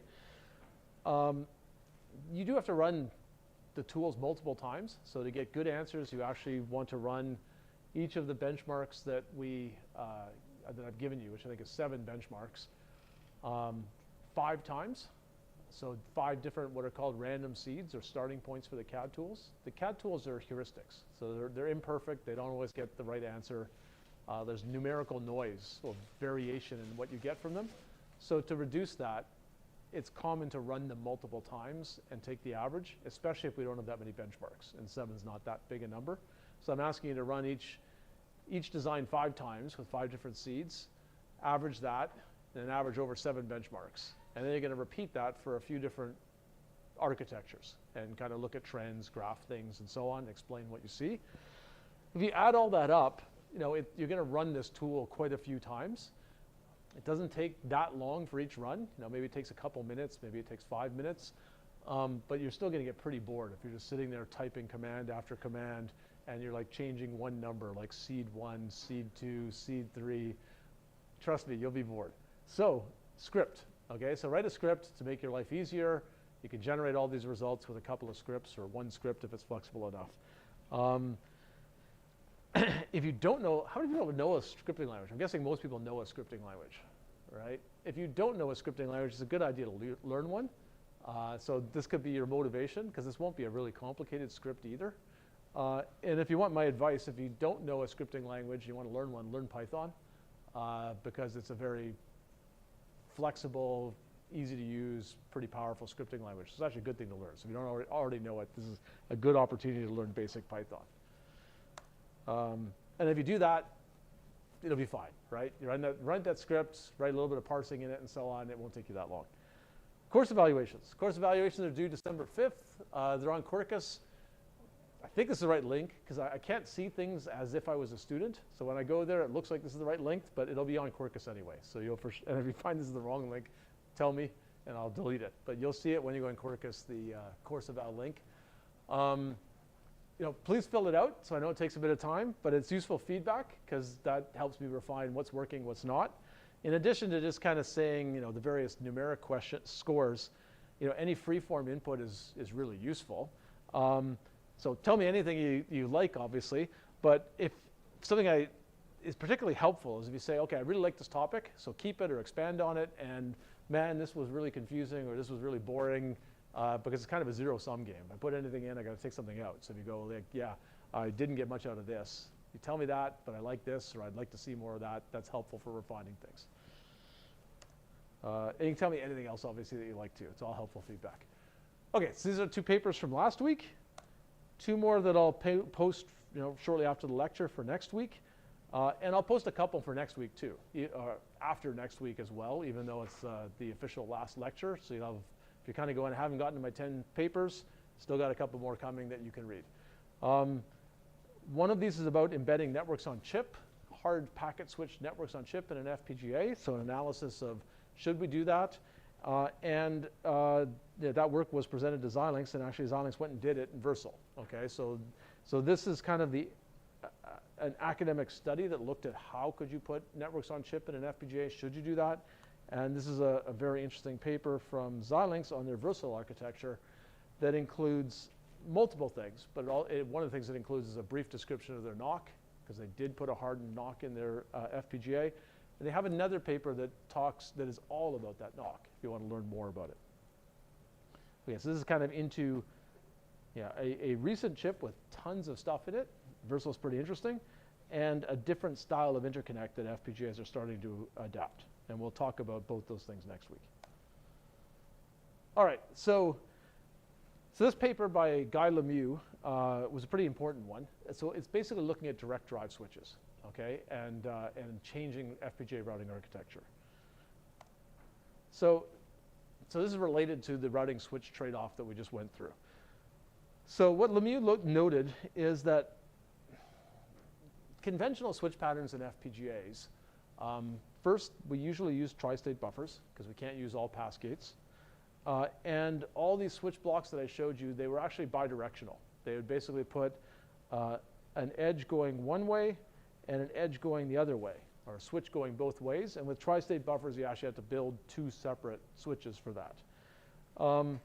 And what Lemieux noted is that there's just no possible way you can use both these tri-state buffers. So you build two of them, and you're guaranteed you'll never use more than half of them, because it doesn't make sense to turn them both on. You turn them both on, and you basically have created some kind of bizarre latching structure, right? They're going to fight each other. So he thought, well, that seems kind of inefficient. We won't even use half of them, but we can guarantee we'll never get beyond that, even if we used every single wire in the device. So this is a diagram from his paper that looks at what he calls a directional versus bidirectional switch block. So the typical switch block, and this is a planar switch block, so it's the same routing pattern that Xilinx used for many years. So track 0 can connect to track 0, track 1 can, well, these are all the track 0 wires, these are all the track 1 wires can connect, and so on. And so this is showing all the switches, right? So I can go in here, and I can go out there, or out there, or out there. And all of these, but it's showing all the switches for all 4 of these wires. And all of those switches are bidirectional, right? Can go either way. So when you go to build that, if you build it out of multiplexers, so he's building here a switch that uses multiplexers followed by tri-state drivers. So it's not quite a direct drive switch. It's a mux followed by a tri-state driver. And if you want to implement this one set of switches here, and they're all bidirectional, meaning I can go in here and come out here, or I could come in from the other side and go out there, I need all this muxing and all these drivers, okay? If, on the other hand, he pre-decides on a direction for every wire, so at the time that you're architecting or designing the FPGA, you decide this wire will always go left. It'll either be unused or it will go left. And from that point, it can then drive out to, it can connect to this wire, which will go up. It can connect to this wire, which will go down. It can connect to this wire, which will go out, okay? So yeah, this wire fundamentally has a direction. It can only go left. It has switches to keep going from its left end point, up, down, or further left. If you didn't need to go left, this wire is not useful, okay? There's no option to say, well, go from this way and get onto here. Can't be done, okay? When he does that, he finds, well, he's got to change the switch pattern. Once you choose a direction for every wire, you kind of need to start thinking about pairs of wires when you do your switch pattern, which is why you see this switch pattern looks kind of bigger, okay? Basically, a black dot here indicates a driving point, like some place you're coming from, and a circle indicates a point you're going to in the switch fabric. And yeah, he's got to kind of, you've got to have an even number of wires, because he has to build a switch pattern in pairs of wires. If he takes this and draws out the muxing and buffers that he needs, it's smaller, okay? So we actually got rid of a fair number of switches by pre-deciding what direction every wire goes. And you can look at this offline, but the basic idea is this is now 2 wires in each direction. And if you look at the amount of muxing that I've got, it's kind of very similar to what I had here to build the switch pattern for like just 1 wire, like 4 wires. This is now the switches that I need to connect these 8 wires. So he got rid of a bunch of switches. Does that make sense? But he put a major constraint on the routing architecture, right? Every wire has now been assigned a direction before you ever get a circuit. Okay. But he gets rid of basically half the switches by doing this. And it kind of makes sense. Like he used to have like bidirectional switches, like you had switch in each direction. He just gets rid of half of them, right? Every switch goes one way and not the other. So half as many tri-state buffers. The other thing he noted is that when you have bidirectional routing, okay, so this case, and you can go both ways, the outputs from your logic block have to be tri-statable. So he's showing here a buffer and then a bunch of pass gates. And that's one of the ways we saw you could make a tri-state buffer. And then he's got bidirectional tri-state buffers, so one in each direction, to go between the routing wires. Okay, so that's a routing switch here, and these are my output connection box switches. Okay, so and he calls that multi-driver wiring. There are basically multiple points along a wire where you might drive it. So I could drive this wire from this wire, right? Turn on this switch. Or I could drive this wire, let's see, going through this switch, so from the logic block. So they're basically this wire has multiple drive points on it, okay, which is what most routing architectures, well, all routing architectures up to then had kind of had. What he said is, okay, well, let's say we're getting rid of this bidirectional, okay, so I'm not going to have those back-to-back tri-states. I'm just going to choose a direction. So I've got one tri-state. And I'm also going to collect all the inputs that go into that tri-state using a mux, because we know that's an efficient way to do our switching. So we can do that. We can just make our architecture directional by essentially just removing half of our routing switches. We've just decided which way every wire is going to go. And he calls that the directional tri-state architecture. Okay.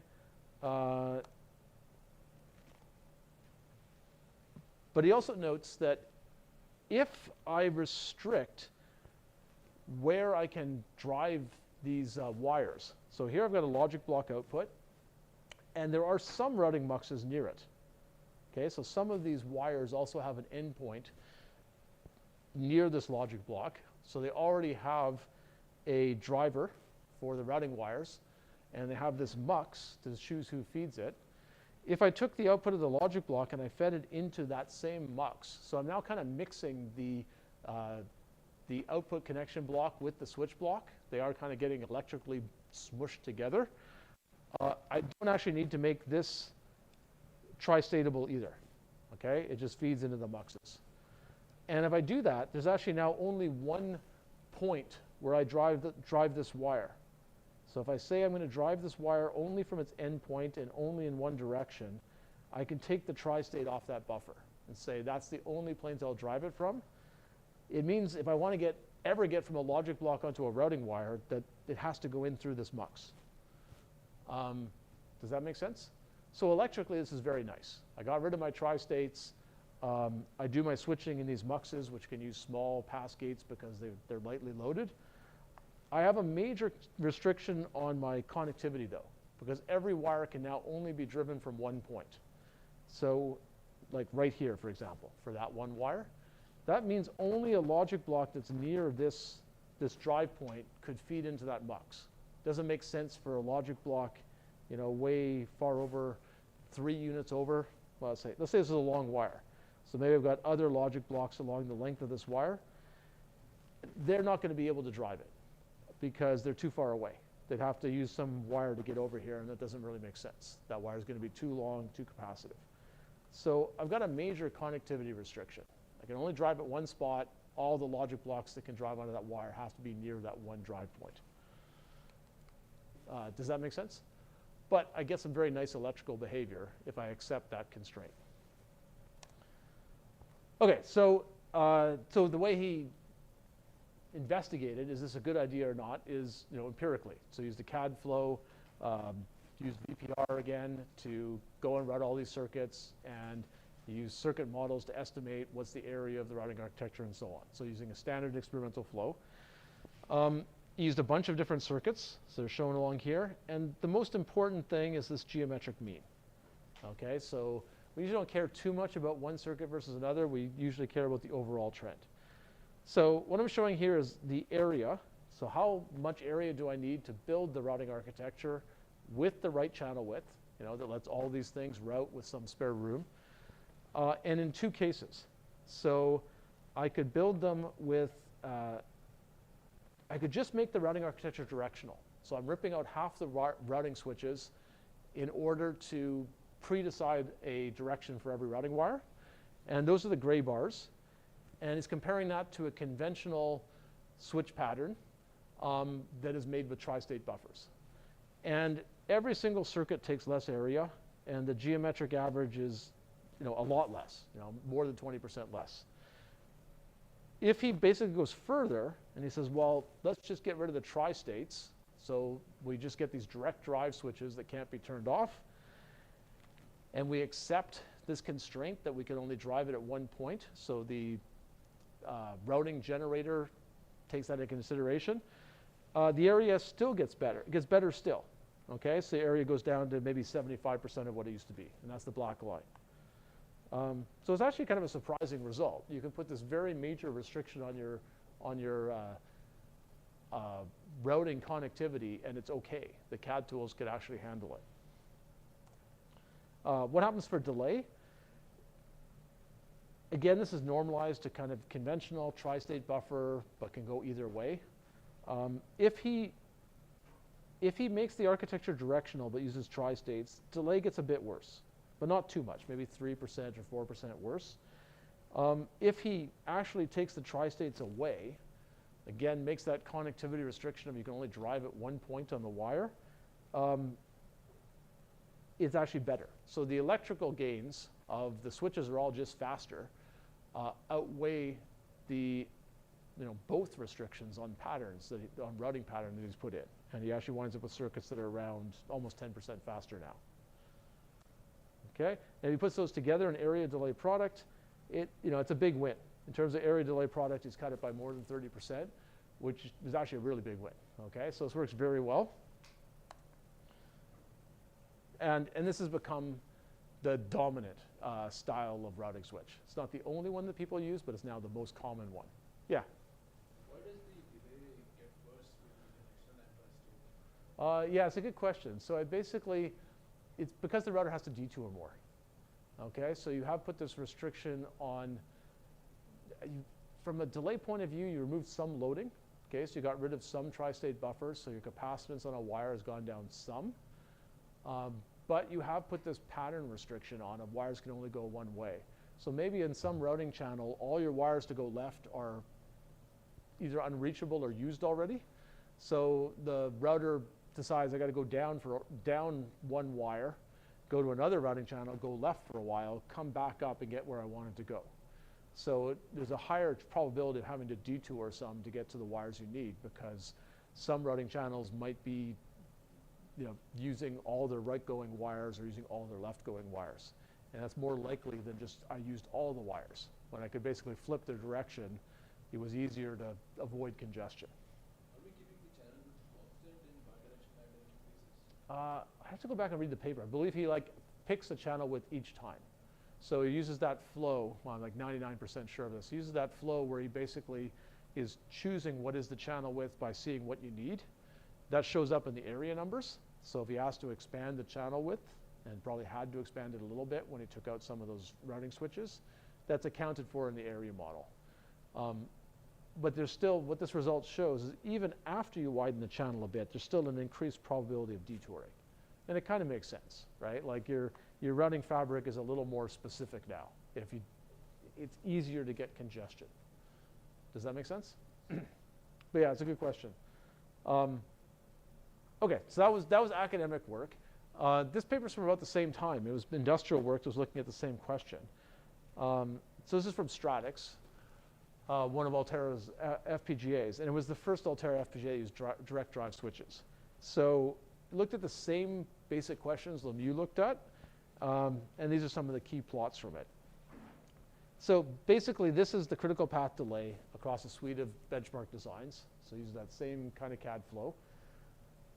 And this is the fraction of direct drive switches. So 0%. And when it's 0%, the architecture is actually a mix of this kind of tri-state and passgates. Okay, so that's kind of the competition.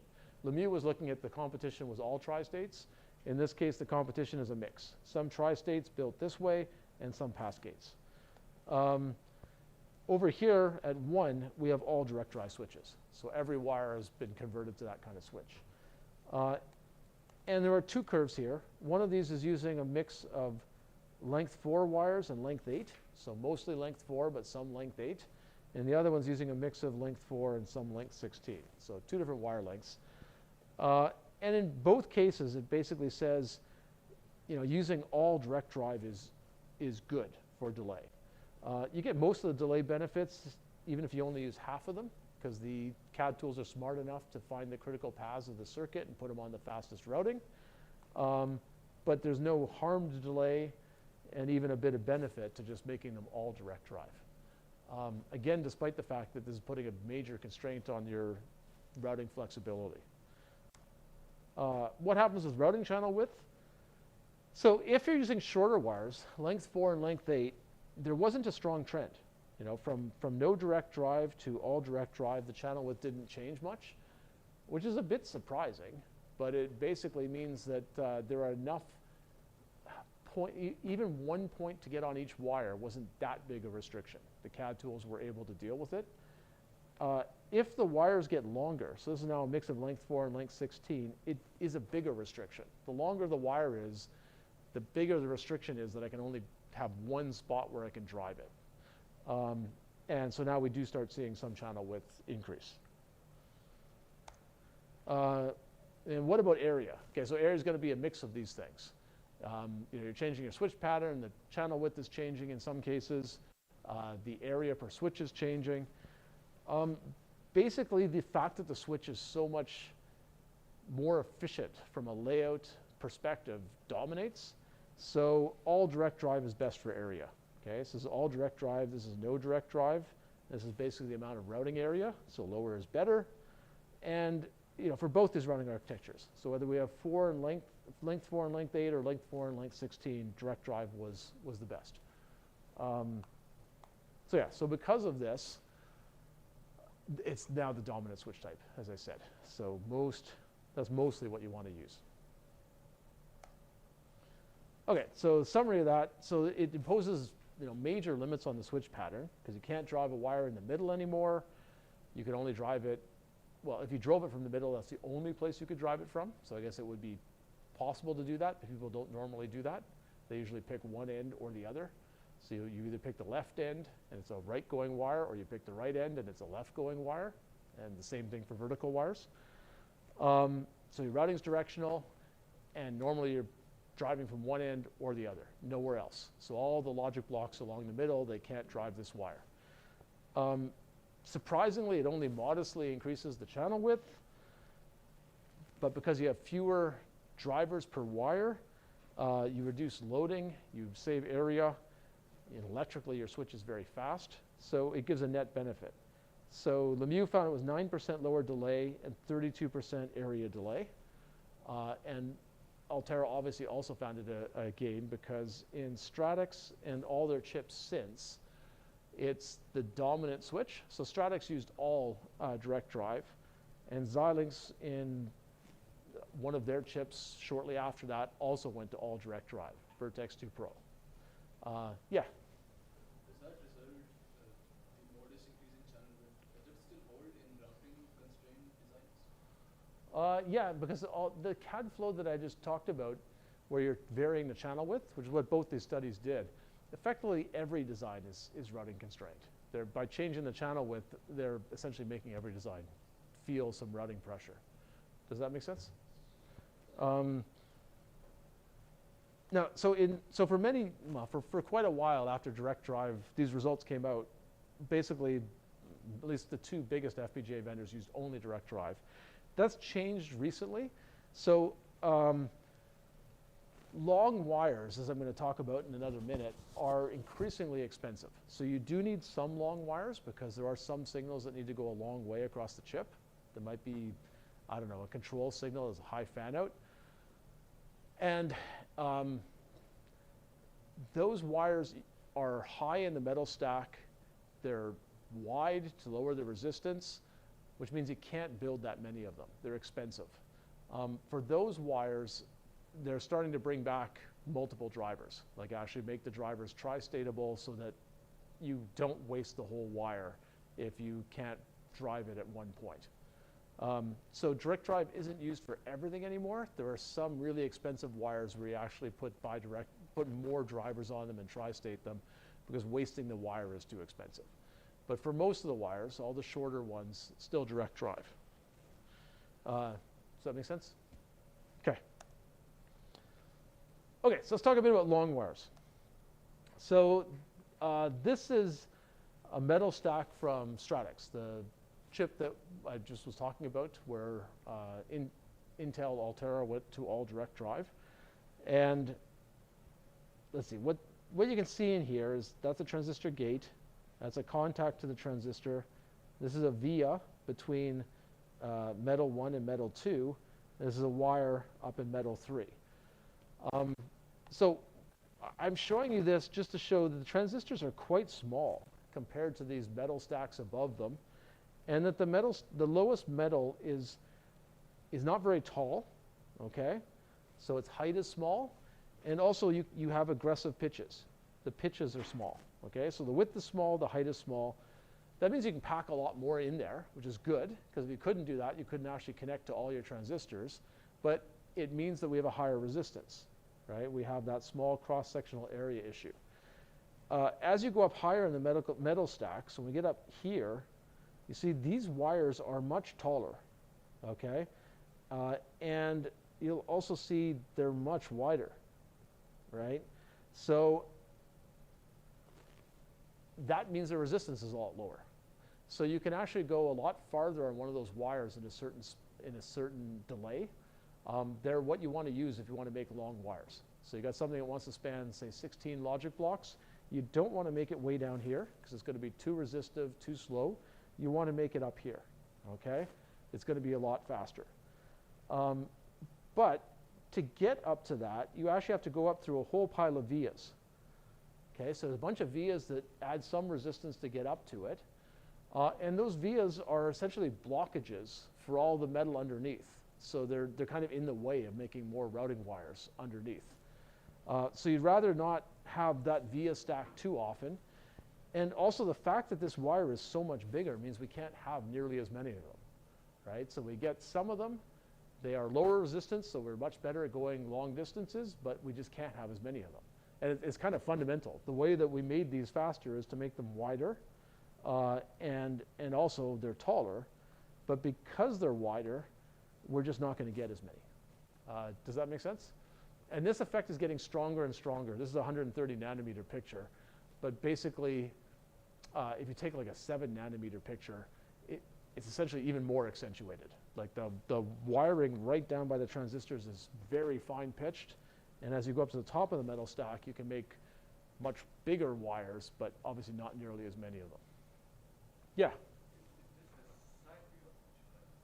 This is basically, okay, so silicon is here. This is like you've cut through the chip. Okay, so the chip's been cut in half. You're seeing the cross section. So underneath here is silicon, right? The transistors are built on top of it. You're seeing some metal layers are going like out of the screen. So you're seeing the wires chopped, chopped, chopped. And then there'll be other metal layers like this that are going parallel to the screen. So you just see a big plane. It's because it's not really a plane, but it's like there was one piece of metal there and you just sawed through it all the way. Does that make sense? And then you see again here, like going the other way and so on. So it makes it a little harder to interpret. But because, yeah, every second layer looks like a ground plane, but it's not really. It's just you're sawing through one wire.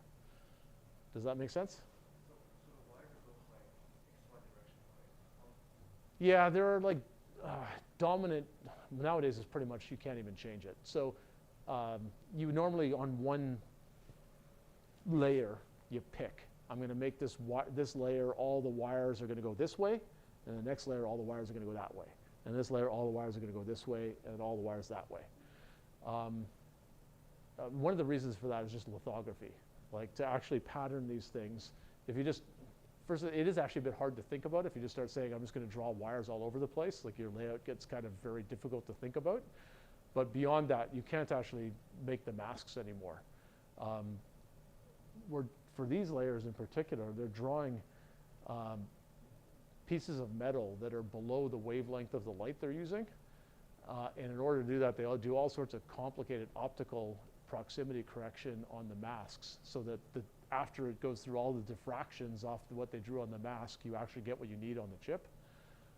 And they just can't do that if you start drawing metal in like all sorts of directions. It's like this one is going to be this layer, metal 1 is going to be this direction. Metal 2 is going to be that direction.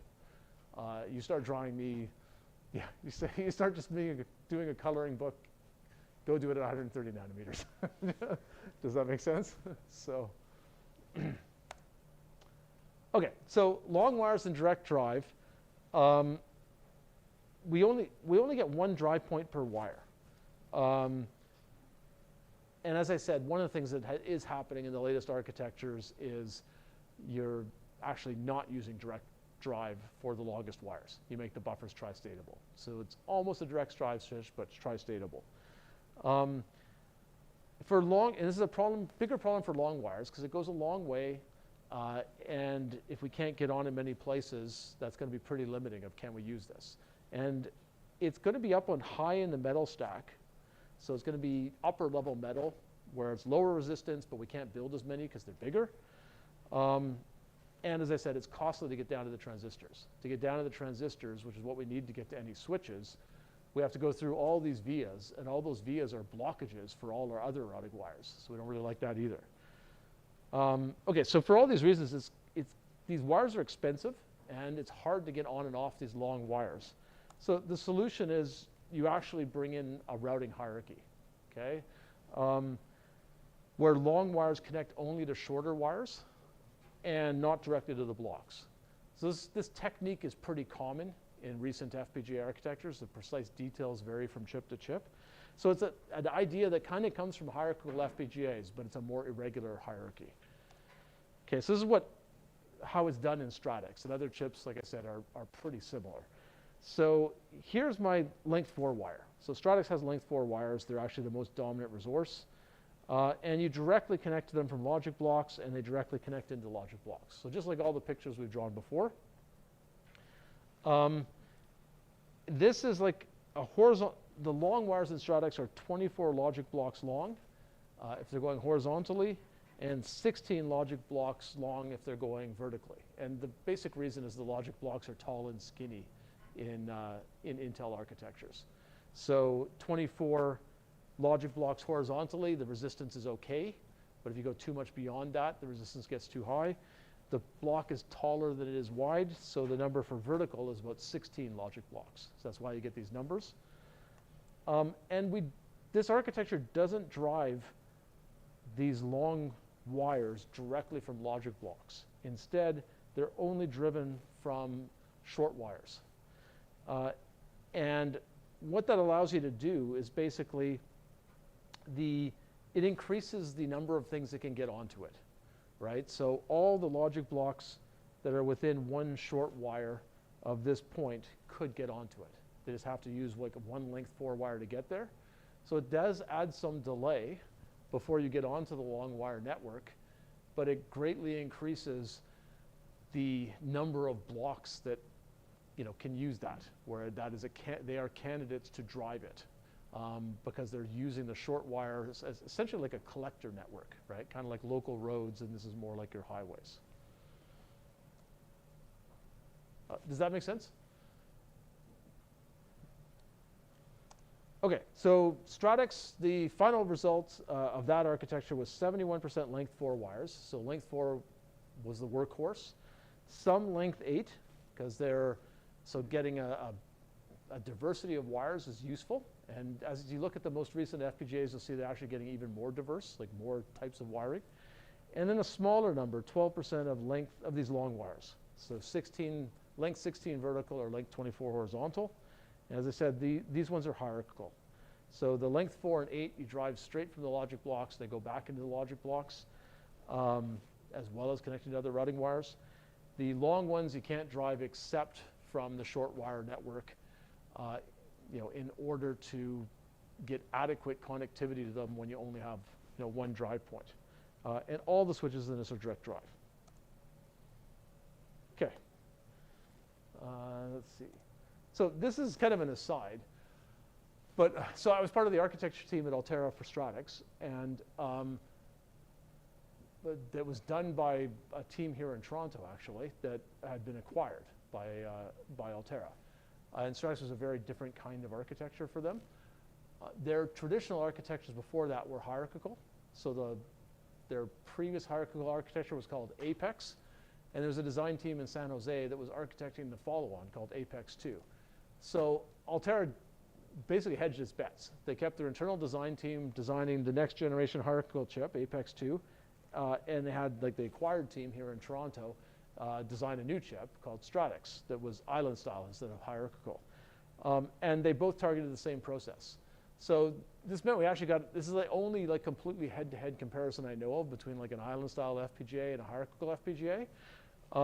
And these are the results that came out of it. So these were the smallest designs in the design suite. So you can see there are a fair number of designs in the design suite. Every one of these blue bars is a different design. And these are the biggest designs. And this is like the relative speed versus Apex 2.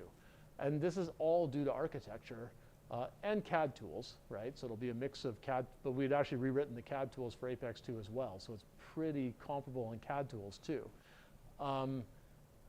And on average, the island style FPGA was 40% faster, and the gap was even bigger for the biggest designs because hierarchical had all those problems we talked about earlier of as the designs got really big, the wires got really long, and that wasn't scaling so well. It's not shown in this plot, but as well, at the same time, Stratix is also 30% less area per unit of logic. So in this architecture, it's basically a 2x improvement in area delay or throughput. So this is like pretty strong evidence that at least for big FPGAs, you don't want to go hierarchical all the way because these were fully optimized devices taken all the way kind of to silicon. So. Okay, so any questions on anything I've talked about so far? Yeah? So only how much is the difference between delay of the length 4 wire compared to length 6? Length 4 versus length 6? No, Length 16? Well, that's a good question. I think in this generation it's about double, right? So maybe double, maybe 1.7 times. So you would need 4 length 4 wires to go the same distance as a length 16. And yeah, the length 16 is only somewhere between like maybe 1.7 and 2x as slow. So if you need to go a long distance, it's going to be 2.5 or 3x faster if you use the long wires. Does that make sense? It's partly because they're on lower resistance metal. You're getting rid of the routing switches in the middle. And then they're also optimized for speed. So the routing switches that drive them are relatively powerful to make it fast. Okay, so let me give you a few principles of routing architecture. There's lots of details in routing architecture. Let's see if I can give you a few principles and kind of illustrate them. So moderate length wires are usually the most important. So if you pick one length of wire and you don't want to run any experiments, pick 4. Turns out to work pretty well. And scrambled or irregular switch patterns work well. Okay, some regular ones can work too, but some regular ones don't work well because they divide up your fabric. Your routing paths they always start at a block output. They go to wires, maybe a bunch of wires in sequence. Then they go to a logic cluster input, and then to whatever's inside that logic cluster, like a LUT or a RAM or a multiplier input. Okay, so they're going to maybe a logic cluster or a RAM block or a DSP block. One of the things you want to do is you want to kind of make all these paths, even though they're ending on LUTs or RAMs or multiplier inputs, which are all different, you want to make them all seem similar from a routing point of view, okay? And you don't want to have choke points where it's really hard to make one sequence of routing connections, and you don't want to have some spot where you just have way more routing switches than you need.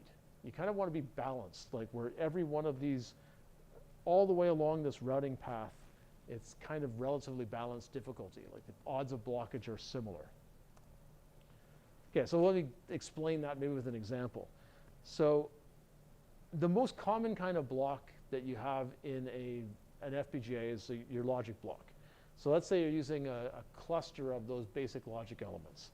So you have a logic cluster input, and then you have this local crossbar, some kind of local routing, and then you get to the LUT input.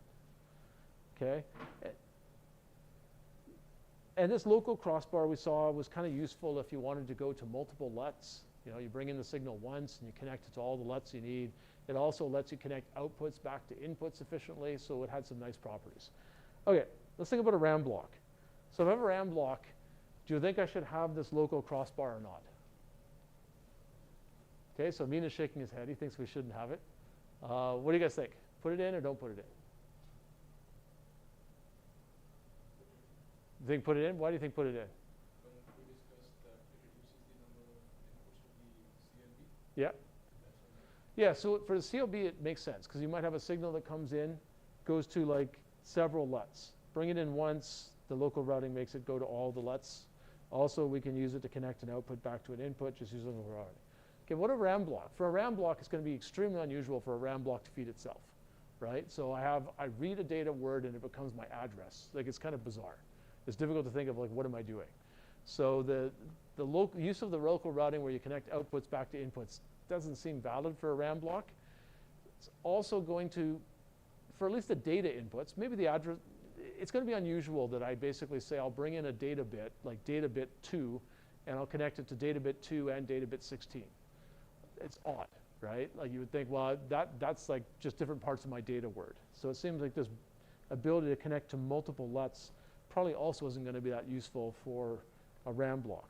So both those things might make you think, well, maybe I should take this local crossbar out because it doesn't seem like it's nearly as useful. But Intel leaves it in, okay? The reason, and they leave it in for the RAMs, they leave it in for the DSPs, and the reason they do it, even though those sharing of signals and local feedbacks are not really happening, is basically that local crossbar means that instead of getting to a particular input of my logic block, I can just get to a group of them, right? Any one of those group and I'm okay. It's what allowed me to use a smaller FC. If I put those local crossbars in the RAMs and the DSPs, they basically behave the same way. It's okay just to get to one of this group of inputs. That makes it easier to make the whole routing architecture always work. Does that make sense? So even though it seems like I could pull this out, it's actually not a good idea to pull it out. So Intel did this for years, and in Xilinx's latest architecture, Versal, that's one of the architecture enhancements they talk about, is that they put this local crossbar into the RAM and DSP blocks, and they give an analysis which is exactly this, that if they don't do it, they're basically, those blocks are harder to route to than the logic blocks, and it's just unclear what to do, right? They'd rather not increase their channel width just for those things, so it's better to put the crossbar in them. So both major vendors are doing this now. The other thing you want to do is you want to have, you know, basically the same routing pressure coming out of and going into every block. So you want to have the same maximum inputs and outputs per channel.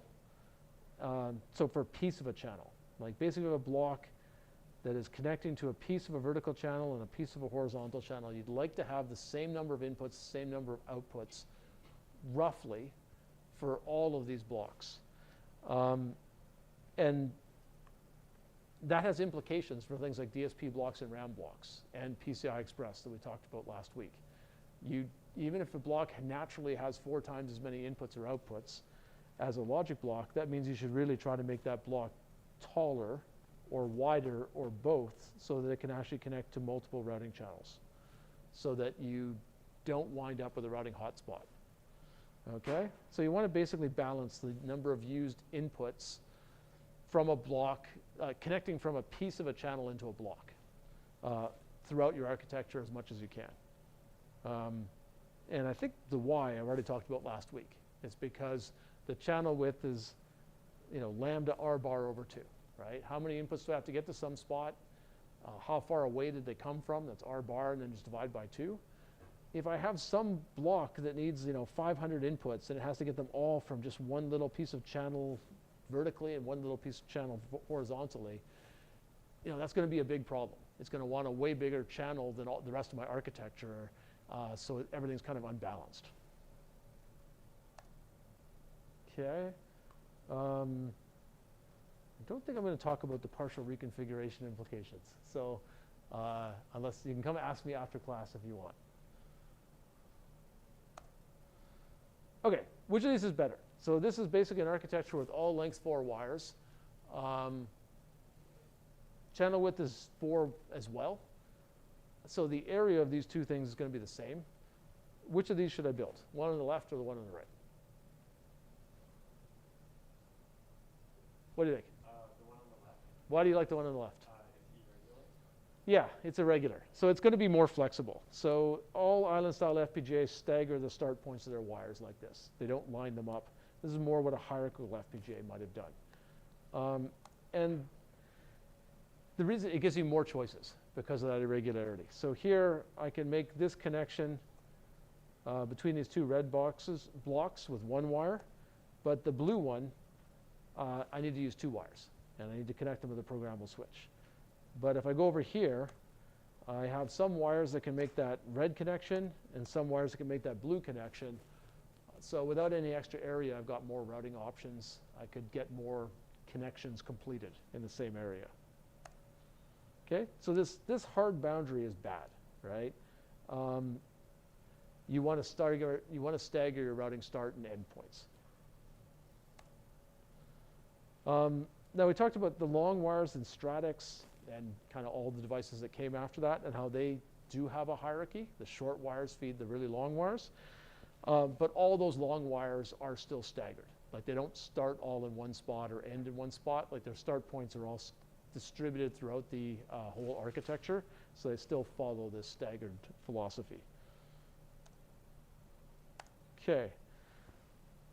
So another principle that I just told you was like try to balance the flexibility as you go through the routing architecture. So don't put a ton of switches in one spot and not many in another. It's unbalanced, doesn't work as well as trying to smooth them out, spread out the routing flexibility evenly. But we've looked at architectures that have actually full crossbars inside of the logic block, which is like the most switches you could ever use. It means there's no chance of blocking, right? So if I come into a logic block and there's a full crossbar, and then there's lookup tables, if I can get to the input of this cluster, I for sure get to the lookup table.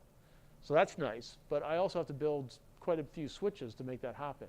And the whole rest of the routing architecture doesn't have this kind of guarantee that there's no blocking.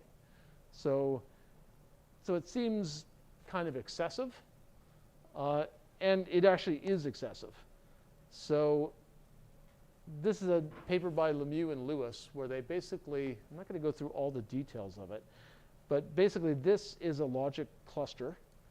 And if it was a full crossbar, let's see, these are basically my input wires here. If it was and these are basically my basic logic elements, my lookup tables and flip-flops. And where I have a dot, it means I have a programmable switch. So for a full crossbar, I would have dots on every single one of these spots. And they basically showed, well, I can remove a lot of these dots. I can get rid of a bunch of these switches. So I basically have smaller crossbars or a more depopulated crossbar. And it works well. Part of what they leverage is the lookup table. We already talked about this, that if you can get to any input of a lookup table, it's okay, right? Because you can just change the truth table to account for connecting inputs to different lookup table inputs or signals to different lookup table inputs than the synthesis tool expected. You can just fix that up by changing the truth table. So that extra degree of flexibility, the fact that it's okay to hit any of the inputs to this basic logic element that are the lookup table inputs, is helpful. They can leverage that to make the routing problem going through this simpler, and they can get rid of a bunch of switches. Okay? And I'm not going to talk about that because I think it's too complicated. So they found that this worked well. What they also found is that they should increase the number of inputs to the cluster a little bit, that it was a lot easier to avoid blockage. If the number of inputs to the cluster was 30, if they told the CAD tools only use 27, they'd almost never get blocked. If they let the CAD tool use 30, they might sometimes have blockage in that local routing. And that's another good principle of try not to saturate any part of your routing hierarchy. Like getting the last few signals through something that has only 30 inputs or only 50 wires is a lot harder than getting the earlier ones through. If If you can avoid ever using all of your inputs or all your wires, you get to remove a lot of switches. So yes, they told the CAD tools don't use, well, they actually increased the number of cluster inputs so that the CAD tools would never use them all. They basically didn't tell the CAD tool you got extra inputs. And what they found is that they could basically cut the mux sizes in this local crossbar by 2x or more. They could get rid of 50 to 60% of the crossbar switches. And they got a large area reduction, 10 to 14% in the whole architecture with no delay hit. It did make the router take longer. So the router took 2 to 7 times longer because before they did this, basically the router just had to get, these are the main routing channels. It had to get here and it could stop. And after they did this, the router had to keep going, had to go through and go all the way there. So that cost them runtime, which maybe could be tuned more. But overall, it was a pretty positive result. Okay, I'm going to go through like 3 more slides just to finish this thought. Okay, so in the Stratix paper by Altera, they also, previous Altera architectures used full crossbars. In Stratix, they looked at removing a lot of the switches. So basically cutting the size of removing half the switches from the crossbar. So similar to what Lemieux did. And they found similar results. They got a 7% area reduction, and it cost 1% delay. So Lemieux saw no delay hit. Altera saw 1%. The main reason was basically Lemieux assumed all the LUT inputs were the same speed. So having the router choose a different LUT input had no cost. In Stratix, the LUT inputs actually don't have the same speed. And physically, LUT inputs never have the same speed, right? Some of them are going to the last stage of the mux, some are going to the first stage. So there's a little bit of competition. When you remove some of those switches from the local crossbar, sometimes the router can't get to the fastest input even though it would like to. So there's a small delay hit. But overall, it's still a good result. That paper also said that even less than 50%, removing even more than 50% of the switches would have actually worked pretty well, but it was actually hard to lay out. There's a lot of wires in there, so removing more switches was just too irregular, too difficult to figure out how to route, so 50% was a good choice. Okay, so Intel's latest FPGA is called Agilex. It's at 10 nanometers and 7 nanometers, so they're both of those process nodes. It's basically gotten expensive enough to develop an FPGA that it seems that people are only doing it once every 2 generations. So, much like ASICs, it's getting harder to justify making a new one every time. And Agilex changes the local interconnect some more. So it makes it more complicated. This figure is from their paper. And this is basically showing the local interconnect. So there are some local interconnect wires that go the whole height of the logic block. So those are like previous architectures. You bring a signal in from outside once, it reaches this local interconnect wire that's connected to the input, and from there it can get to every single lookup table in the logic block. So they still have some of those, okay? But they have more of these. What this is a short local interconnect wire. You come in from outside the logic block, and it can only reach 2.5 of the logic elements or adaptive logic elements. So what's 2.5? It means it can reach all the inputs of 2 of them and half the inputs of the third one. And they do this 4 times. Okay, there are 10 of these adaptive logic elements, and they have 4 sets of these shorter local routing wires. So they have 2 kinds of local routing wires now, like kind of whole logic block and quarter logic block. And the reason they do it is basically it's because metal resistance and capacitance is getting bigger. So a wire that goes the whole height of the logic block has significantly more delay than these ones that only go a quarter of the height. So they started putting in essentially another level of hierarchy. So we talked earlier that a logic block is like a 1-level hierarchy that you then replicate to make an island-style FPGA. This gives you kind of some aspects of a 2-level hierarchy. And the other thing they did, which isn't shown on this figure, well, actually it's shown a little bit on this figure, it's shown in this part, is their switch pattern is driven increasingly by physical locality. So this is just showing that they have 1/10 of their routing wires in a channel will pass over top of this one of 10 ALMs. And they try to keep the vast majority of switching between wires within that 1/10 of a channel. Okay, and then they repeat that 10 times. They don't force all the switches to be within that 1/10. They do have some that go between groups, but basically most of the switches are within here. So it's kind of not as restrictive as that planar switch block that we looked at before, where you had every wire only talk to wires of the same track, but it's a little bit like that. They've like kind of got these groups of 10, they call them planes, 10 pieces of the routing channel that mostly have switches to the same piece of the routing channel. And the whole idea is to keep the wires that form the muxes between these short. Okay, so wire capacitance and resistance is a bigger and bigger deal. So they're really focusing on the physical optimization. Okay, so this is Xilinx's latest FPGA, Versal, also designed for 10 nanometers, but they also have a 7 nanometer version, so it kind of seems similar to using the same chip for architecture for 2 process generations. So Xilinx made their logic blocks a lot bigger. Their previous generation had 8 fracturable lookup tables per logic block. Intel has 10, so not too different, but this one has 32. So they made the logic block a lot bigger. And they made their programmable routing.